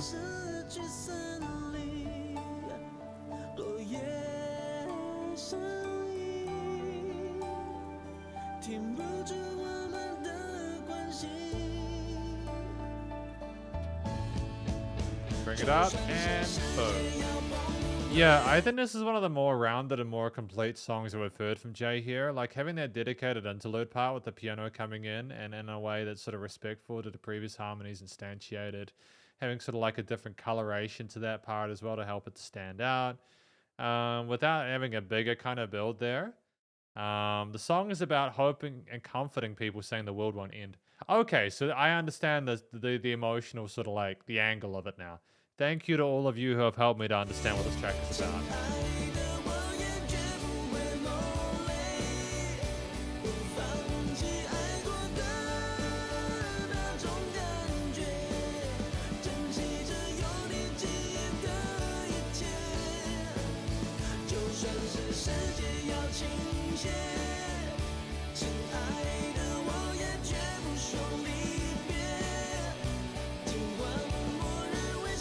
I mean, like, if I'm completely, like, honest with you, I'm not a massive fan of the theme behind it. It's quite generic, but at the same time, it's kind of Jay doing kind of like a classic alt rock song, so it makes sense for a single purpose.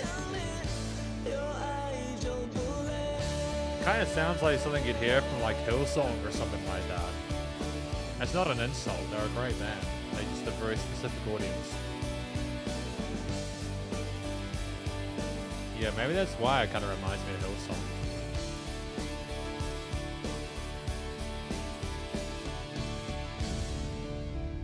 Yeah, okay, so if this is a track about like the world not ending at Doomsday and stuff like that, then I can understand why it's sort of more upbeat and positive. There were a lot of people who were scared at that point in time. They legitimately thought they were going to lose everything, and people spent like thousands of dollars on like cults and something like that. It was wild, man. It was a real wild time. Yeah. I think the best album about 2012 theme is Second Round by Mayday. Oh, so did Mayday also make a song about that, Martin? Because that's interesting.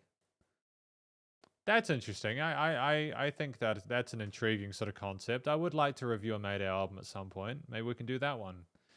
Elsie says, I don't know why the song feels meh. I know why it feels meh. I'm going to talk about why it feels meh, just for the sake of reviewing it. 1, Jay Chou's vocals sound very kind of safe. We're familiar with his vocal range at the moment and the tone of it. It's very comfortable performance for Jay. 2, there's not a huge amount of range in the dynamic range, not a huge amount of range in the dynamics of it. So like, even if things sound quiet, it's been limited and compressed enough so that everything sounds audibly constant, at least from a volume perspective. 3, there is no defined alternative lead voice to what Jay is doing, really. So you just get Jay Chou telling the story the entire time. So that doesn't necessarily add a lot of interest to it. 4, if there are points of range with like the tom fills and stuff like that, you don't have like an extra bar put in there. You don't have key changes. You don't have tempo changes or anything like that. It's literally just constant. That's why it might feel meh from like an analytical perspective. Those are some reasons why it might feel meh. It's a good song, but I don't necessarily think it's a great song. But it doesn't need to be a great song, you know? I think it's fine as it is. This is Jay Chou's wheelhouse. It's totally fine. Not the end of the world dispelled the despair of the early creation of the end of the world with an atmospheric and hopeful British rock style. Yeah, definitely British rock style. It's definitely like it's about as heavy. It's actually no, the first track was about as heavy. The first track was dope. I like when he includes, yeah, I like it when he includes the heavy guitars with the synth voice. I kind of miss it already. I don't know what this album has been. Like, if I'm completely honest with everyone watching this, I don't know about the structure of it. I don't mind if, like, I don't mind if he does different styles of music anymore, simply because I am familiar with it. At this point, I'm familiar with the wheelhouse of Jay Chou, doing lots of different styles.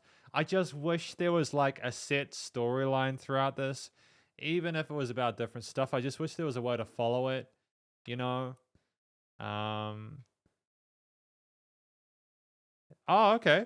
Shinyuda says, the following is my personal opinion. This album has a lot of innovations and attempts, and some people who are not good at writing lyrics and composing have added other perspectives to this album. Instead of using Jay Chou's name, let the fans pay the bill. There is a feeling of returning to the original intention of creation. Oh, okay. Hang on, let me copy that.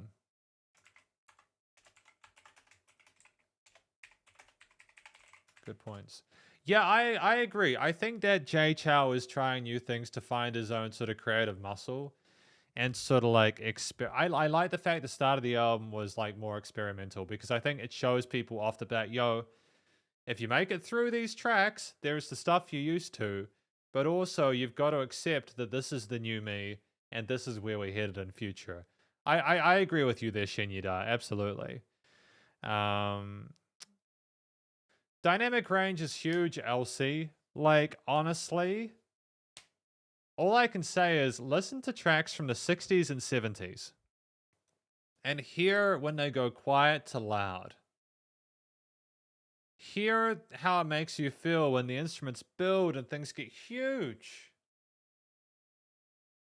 It's a problem of the late noughties to early 2010s where we had the thing called the loudness war, where like a lot of music was a consistent dynamic. It was consistently loud.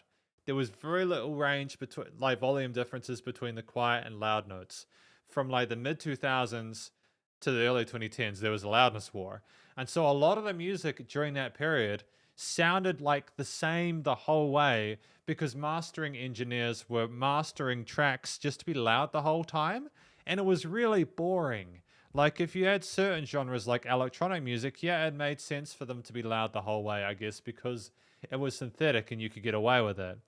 But a lot of music from like the late 22 to noughties to early 2010s was over compressed, over limited. And yeah, it's just it's because these mastering engineers were getting bands in, and these bands and their label representatives wanted loud tunes, because the party vibe of the late 20 noughties, early 2010s with like the kind of Avicii kind of stuff, the kind of like late noughties, like bassy, sort of trappy kind of stuff that was coming in with hip hop. A lot of music was meant for clubs. And that stuff needed to be loud. And it was before we had the streaming services, where streaming services would eventually sort of dominate the way things worked by forcing audio engineers to master it 14 LUFS, which is a lot quieter than a lot of the engineers were mastering to in the late 2000s. You know, but that's basically it. If a lot of people nowadays, we've gone post loudness war, where musicians where musicians are realizing that it's better to have that dynamic range, changes in perceived loudness, or they take away instruments to adjust the relative loudness of the piece, which I really appreciate. I like the fact that people are experimenting now. Don't worry, Hyenas Neon. Welcome to the live stream. Don't worry, this will be up on YouTube. It'll be up on YouTube within a few hours' time. You can watch the whole thing. We've made really good time on this review. There hasn't been too much filler. Blue Dinner Box says 20. You can't make a quiet EDM though. Yeah. I mean, the drops are usually loud, but like you can definitely have dynamic range by messing around with automation of the volumes, changing the way instruments are filtered, and all that kind of stuff. There's definitely the ability to do it. It's just that a lot of people prefer having EDM loud because the bass response is fantastic. But even then, the streaming services are starting to get a little bit more militant about forcing people to have the music at a set loudness that is a lot quieter than what other people are used to. If anything, the issue nowadays is with hip hop and rap, where a lot of these people just make the music loud anyways, because even if it's compressed, the bass is oversaturated. And it's a blessing and a curse. Just before we get into the lyrics, do you think music needs to be engineered differently now too, because people listen to music on many different devices? I think it does. Yep. You need to just test your music on all sorts of different things to hear how it sounds. But we'll look through the lyrics, and then we'll get into track 10. Okay? We're making good time, guys, okay? Making good time. Yeah, I think that, as you guys have talked about, track 9, The End of the World, not the end of the world, was about like not accepting that the world is going to end and finding a future beyond what is being recommended will not occur, you know? Sounding full of names cannot stop our concern. Even if the world is going to burst, darling, I will definitely not cry. I won't give up on the feeling of having loved, cherishing everything associated with my memory of you. So it's about love bringing us together and not being torn apart by it. And the fact that there is hope for the future, which makes me very happy. It's a really nice sentiment. And I think that Jay did a great job with that one. I like the message of it. Although in saying that, I don't think that the accompaniment behind it is strong enough for me to necessarily think it's at the same level as a lot of other tracks I really enjoyed. But yeah. Thank you, Axatim. I appreciate it. Lots of traditional Chinese and Taiwanese instruments. I am very excited for this. Track number 10. And the rap flow apparently is good too. That organ though. That's a fun tone and combination of elements.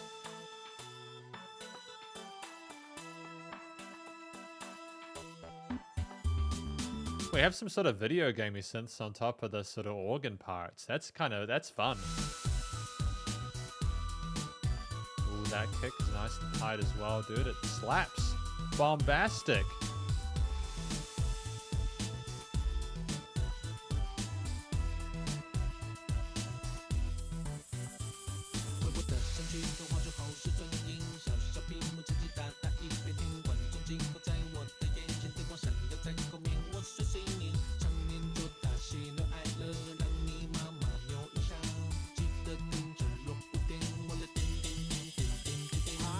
Yeah, no, I do like the flow of the rap, absolutely. I mean, like, again, I don't like that it's double tracked on the sides. I think it's better when the rapping is in the center. It's clearer and easy to understand. Very tightly mixed. There's accents on the side as well, so there's dynamic range to the vocal performance. And, auto-tune synths. Auto-tune vocals.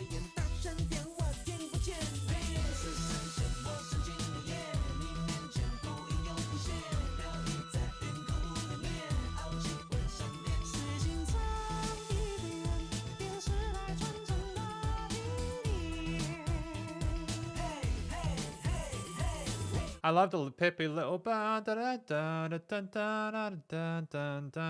like that peppy little melody on top. I think it's really charming. Hey Nushnushk. Hey. Say hello. Say hello to people. Hello. You got anything to say to the audience? Anything? No, you haven't got anything to say. You've just been sleeping the whole time, haven't you? Hey. You want to go? Okay, go sit on your bed. Got 2 tracks to go. Good girl. Good girl. Good girl, Nushnushk. Some cascading melodies on the sides and some sequences and some drums and bass. Really catchy vocal melody that's been double tracked.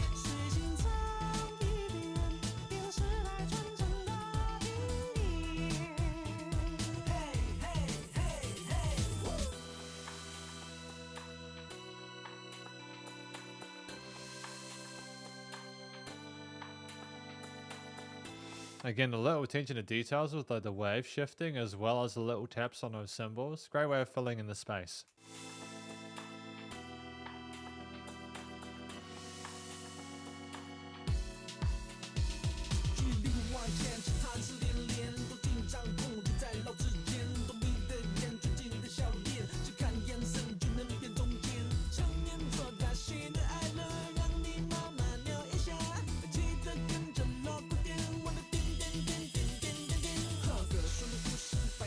Yeah, I mean, like the groove is catchy.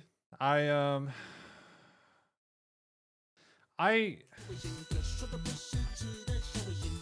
what do I think about this track?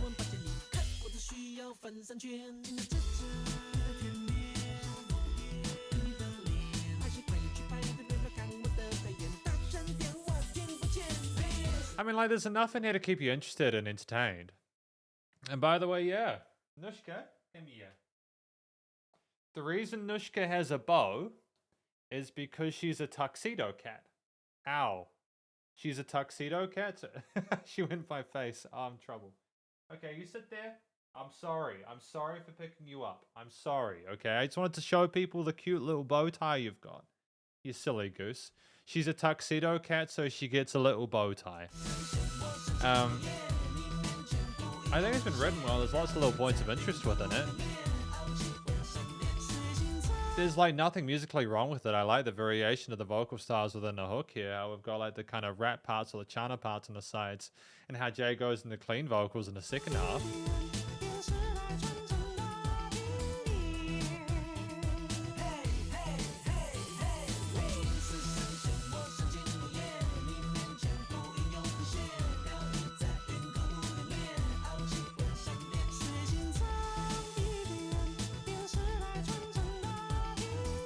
I mean, like, he clearly suits his falsetto there. Man.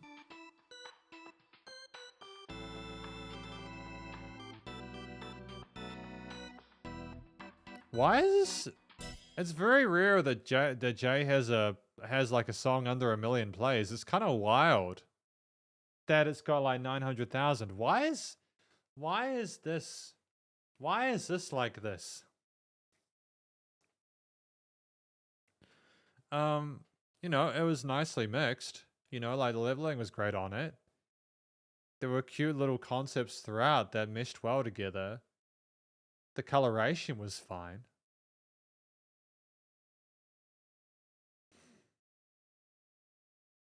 Oh, is that like the Beijing opera vocals, Jacob? Electronic Chinese style. Underrated song. Apparently you guys love it. I think it's stronger than like the third track. No, not the third track. It's stronger than the previous track, I think. Like in terms of the theme and the amount of different sort of like temperate some sort of portions of it. Oh, dude, I could totally hear the Crazy Frog and the theme that came from. Too experimental for people. Okay, it's good to know. I understand that. I just get the impression from this album, and I know you guys have spoken about this a lot. I get the impression from this album that people when people just weren't ready for it when it came out. Yeah, I think Nushka wants to get let outside. Hang on. I'll go put her outside. Nushka.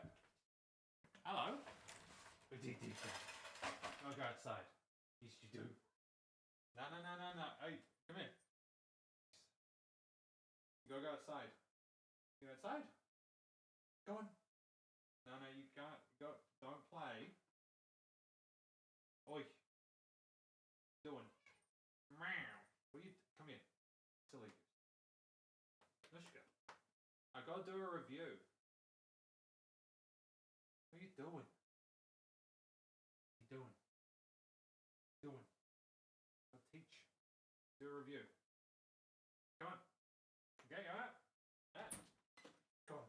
Good girl. Go on. Out. Go on. Come on. Go on. Out. Nushka. Come on. Nushka, out you go. Good girl.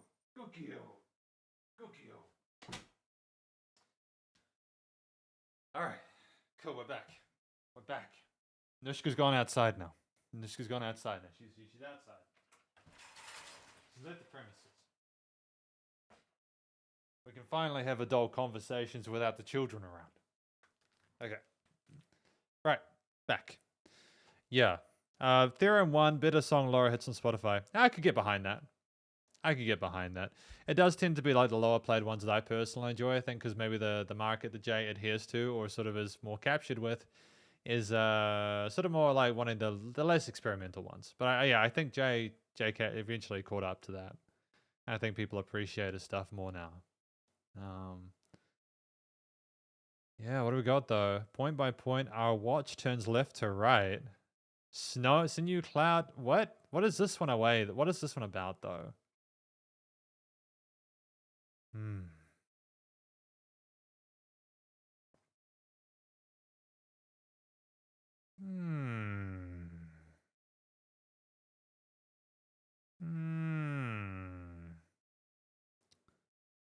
What does sutra handed down in the changing ages mean?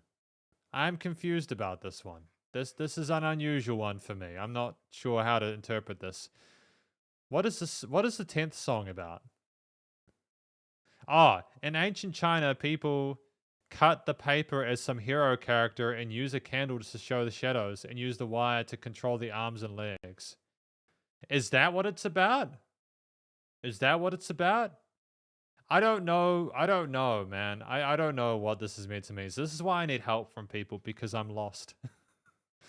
Elsie says, objectively, I feel like I should love this track, but again, don't know why I never really felt it. I think with music, you either feel it or you don't.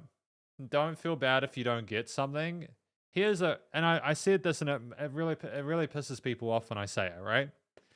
Real talk though. If you don't like a song after listening to it, it's not your fault. It's the listener's fault. Sorry, it's the musician's fault. If you don't like a song after listening to it, it's not your fault. It's the musician's fault because they didn't write a song that you liked. Now, to be fair, they might not be able to, and that's fine. But don't blame yourself if you don't like a song, okay? But thank you for the help with the context, everyone. I appreciate it. Because I wouldn't know otherwise. But yeah, we got one more song today. The last one off the album. Which is titled, The Goddess of Race. Track 11. Let us begin.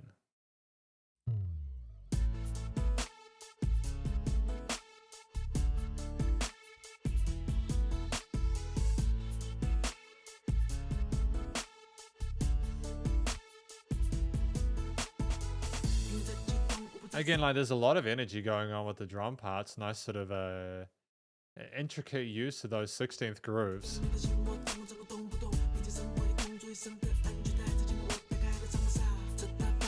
That flow is absolutely fire on this one. It's a fantastic way to finish it out. Nice contrast with the rhythm of the guitar parts of those arpeggios.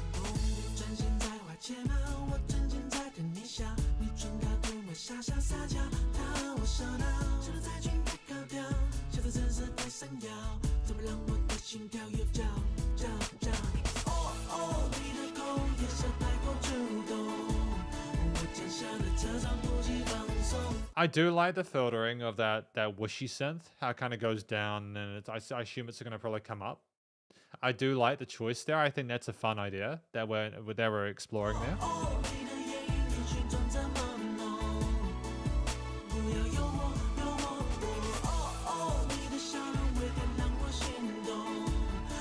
It's just an additional layer that we haven't really had yet.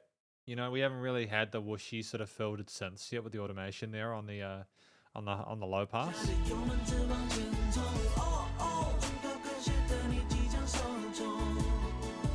Kind of a sort of like stereotypical or typical sort of motif from Jay Chou otherwise, with the guitar parts, the drums, and the synth lead that we've become accustomed to in this track. It has a worse music video. What did they do with the music video? What is wrong with the music video for this track? The song is titled Sports Car Model. That's wild, man. very different to what we had.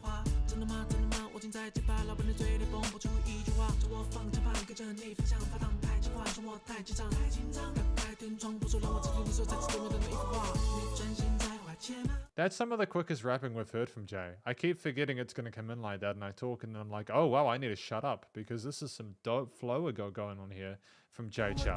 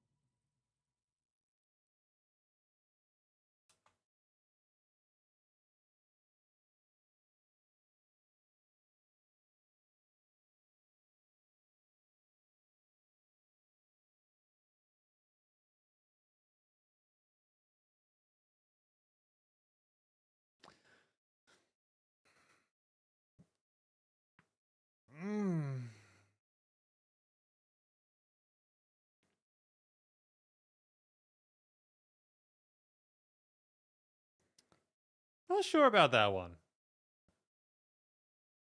Not sure about that one. I mean, like, it was so fast. It's 2.5 minutes. It's,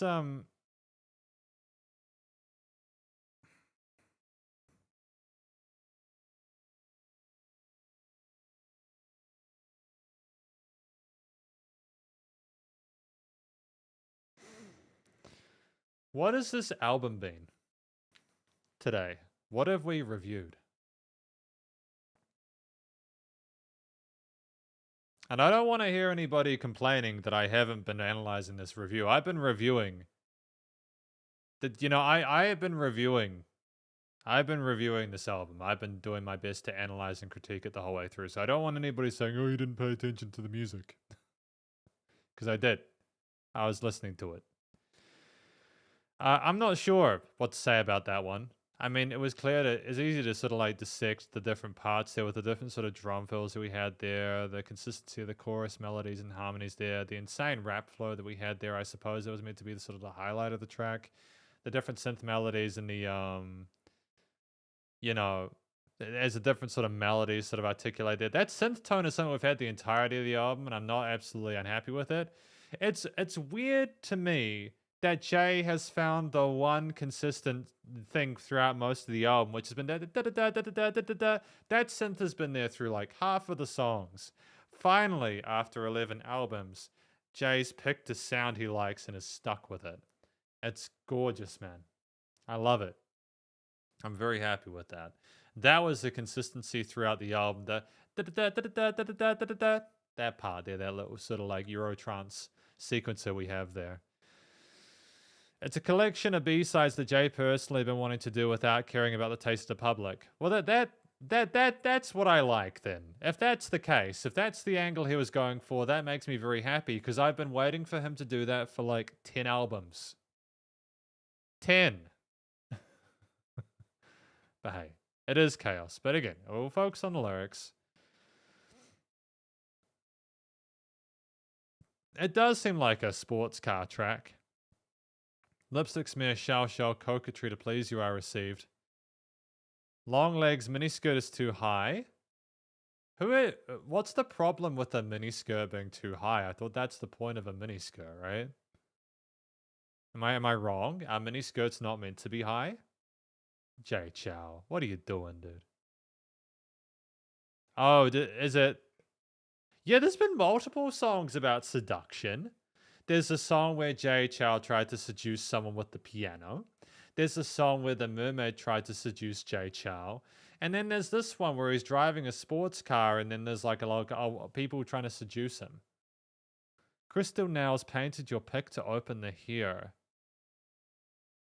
Oh, there's the hot Hong hands on the wheel to follow you send hot exhaust pipe. Said I was too nervous.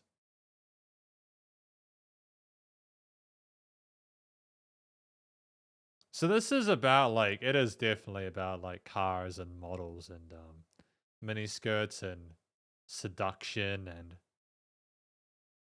All right, kids. All right, shredders. Let's talk about this album. It's conclusion time. We're just gonna let this music play in the background, I think, whilst we do this. I'll put it at like half volume there. Just so that we have something to background ourselves with, just whilst we do this.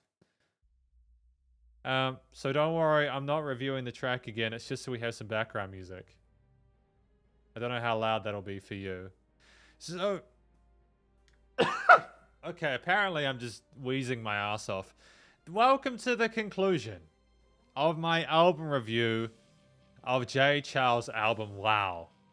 What was this album? This album was Jay Chou's 11th album. It was an album where, as I understand it from what you guys have been talking about, this was Jay just kind of like experimenting with new tracks, maybe stuff he hadn't put out before or was afraid to put out. I think this was after he had the issues with his voice where maybe like it cut out or something like that, or his voice didn't sound the same, so this is him returning to it. Some of you mentioned that this was like him, it was him talking about, how do I say it?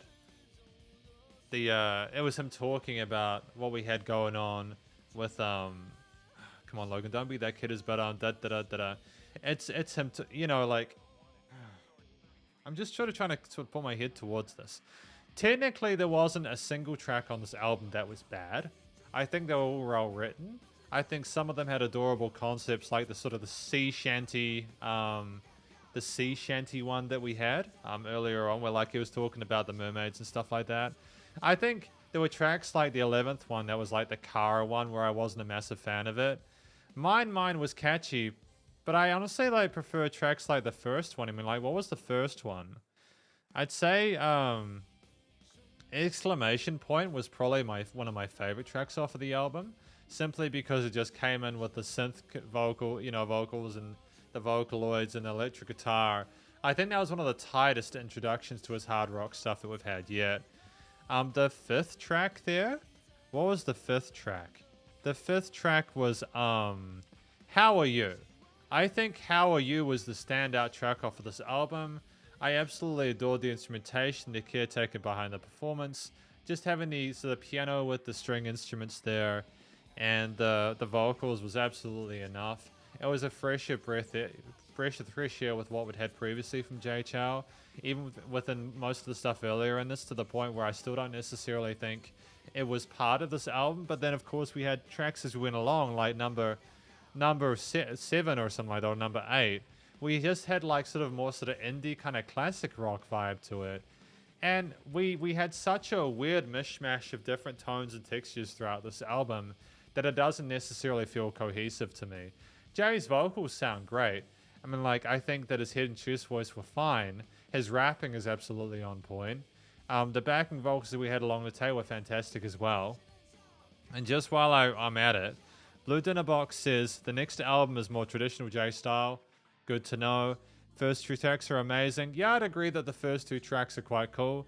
And Shinyuda asks, will Logan start a long holiday next week for Christmas? I'm gonna be uploading till Christmas Eve, and then I'll have a week or 2 off. Yeah. I'll update the roster. Update the roster. Yeah, we'll talk about the next few weeks later on, but I want to focus on the conclusion now because it's been a bit of a mishmash. As typical of Jay's stuff, he went through a lot of different points, like sort of like, you know, like again, like lovers that moved on from him, relationships that were forbidden, cars and models, mermaids, you know, like people who were like simps. There was a simp song. That was a fun twist. I think there's something in here for everyone, but I can also simultaneously understand why people may not have been as massive a fan as they might have been at previous efforts. Simply because for Jay at the moment, I think Jay just there was just a lot of sort of like excessive sort of Vocaloid autotune stuff that would have put people off from his more cleaner stuff. I would have loved if Jay just committed to the bit and done it the entirety of the album, but we didn't have that. And that's just okay, because I think Jay was maybe aware or cognizant of the fact that going too hard for that might have been a detriment.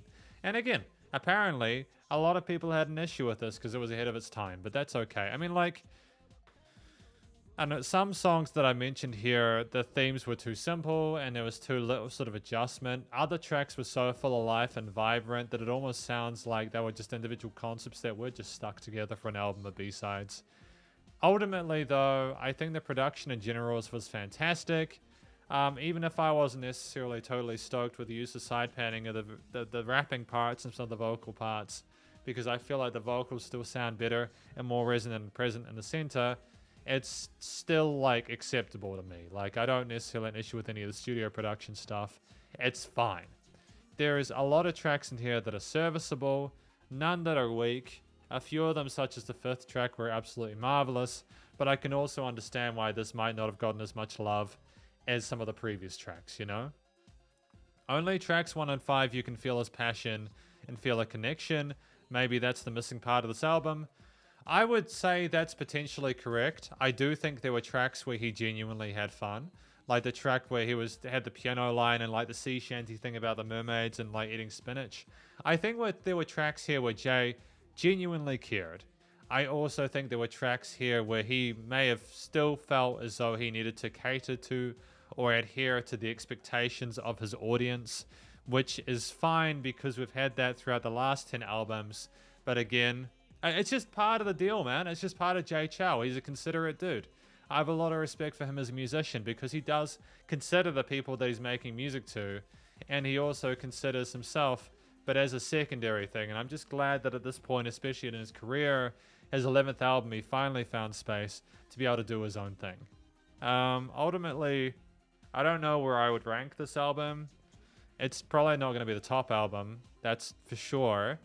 At the moment, with my rankings I've done of the score systems, the 5th album is the one on top. I think that's Common Jasmine Orange. At the moment, points-wise, Common Jasmine Orange is on top. We will be doing... my nose is really itchy.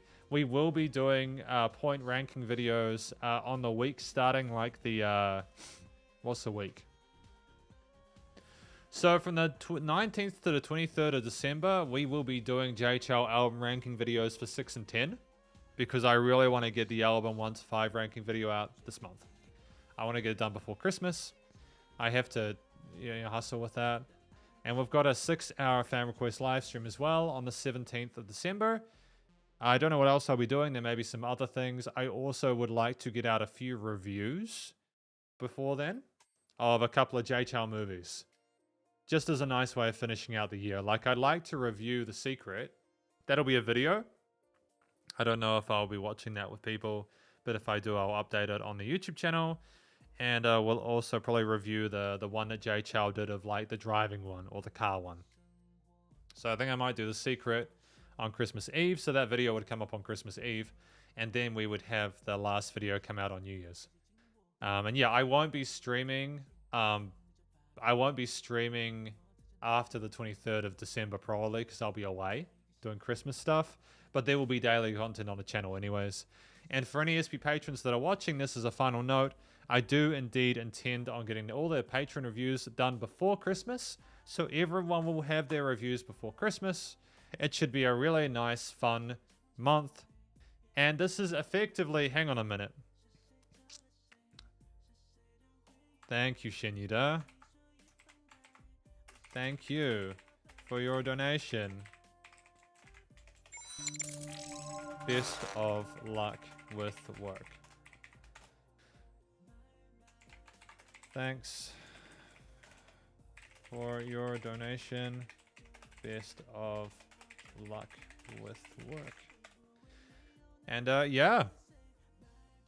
Effectively, this is my review of Jay Chou's 11th album. Wow. Hopefully you enjoyed it. If you did, please do go check out Jay Chou's various social medias. And I'm waiting for my TMR's paycheck.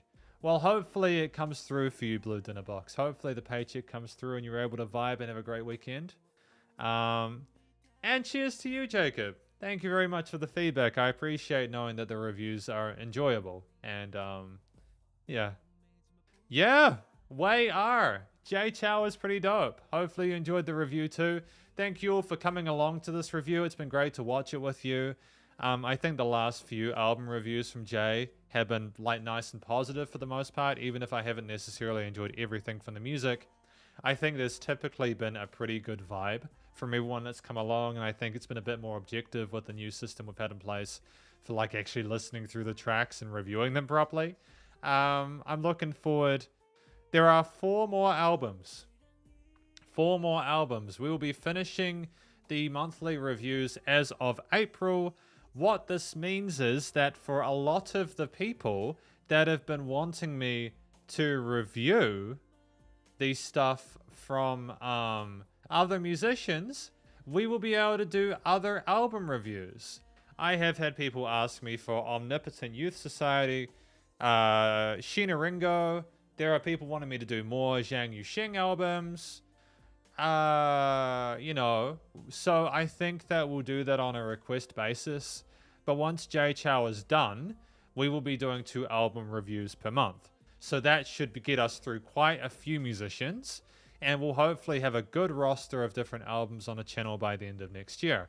I would like to continue doing weekly Saturday live streams, whether it is fan request live streams or album reviews. Hopefully that works for you guys. Remembering, of course, that like, you know, yeah, I know a lot of people are like, why have you focused on Jay Chou stuff? It's literally because of the fact that I want, yeah, Fuji Kaze. I know people want me to review Fuji Kaze. It's worth noting though that with the Japanese musicians, typically there are copyright issues.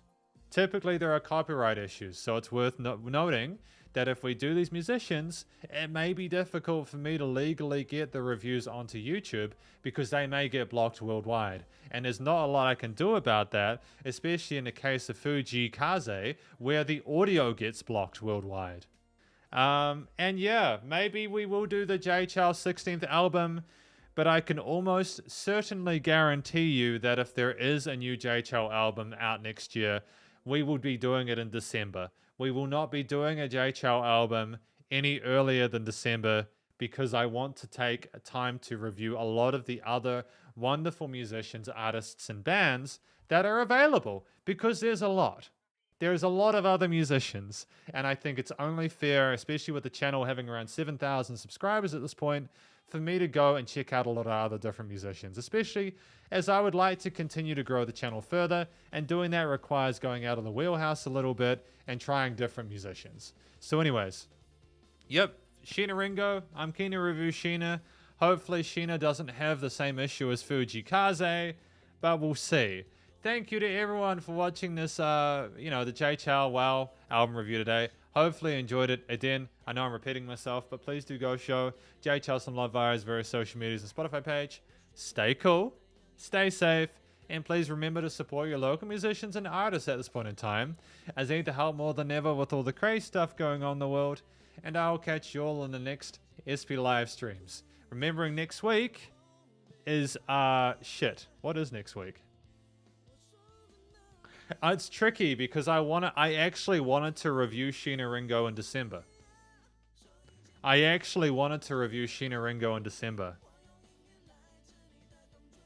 do I work this? I had to be careful. I had to be really careful about this. We'll talk about it soon. Not now, but soon. I don't want to commit to something on stream and then have to go back on it, alright? But I'll catch you guys in the next live stream. It'll either be the 6-hour live stream next weekend or it will be an album review next weekend, okay? And I know I've still got to do the SP Patreon fan requests as well. I'm just trying to sort of fit it in so that I can get all this sorted, okay? We'll figure it out. Here's what, look. Catch your shitters in the next live stream. Spider hands out. 3, 2, 1.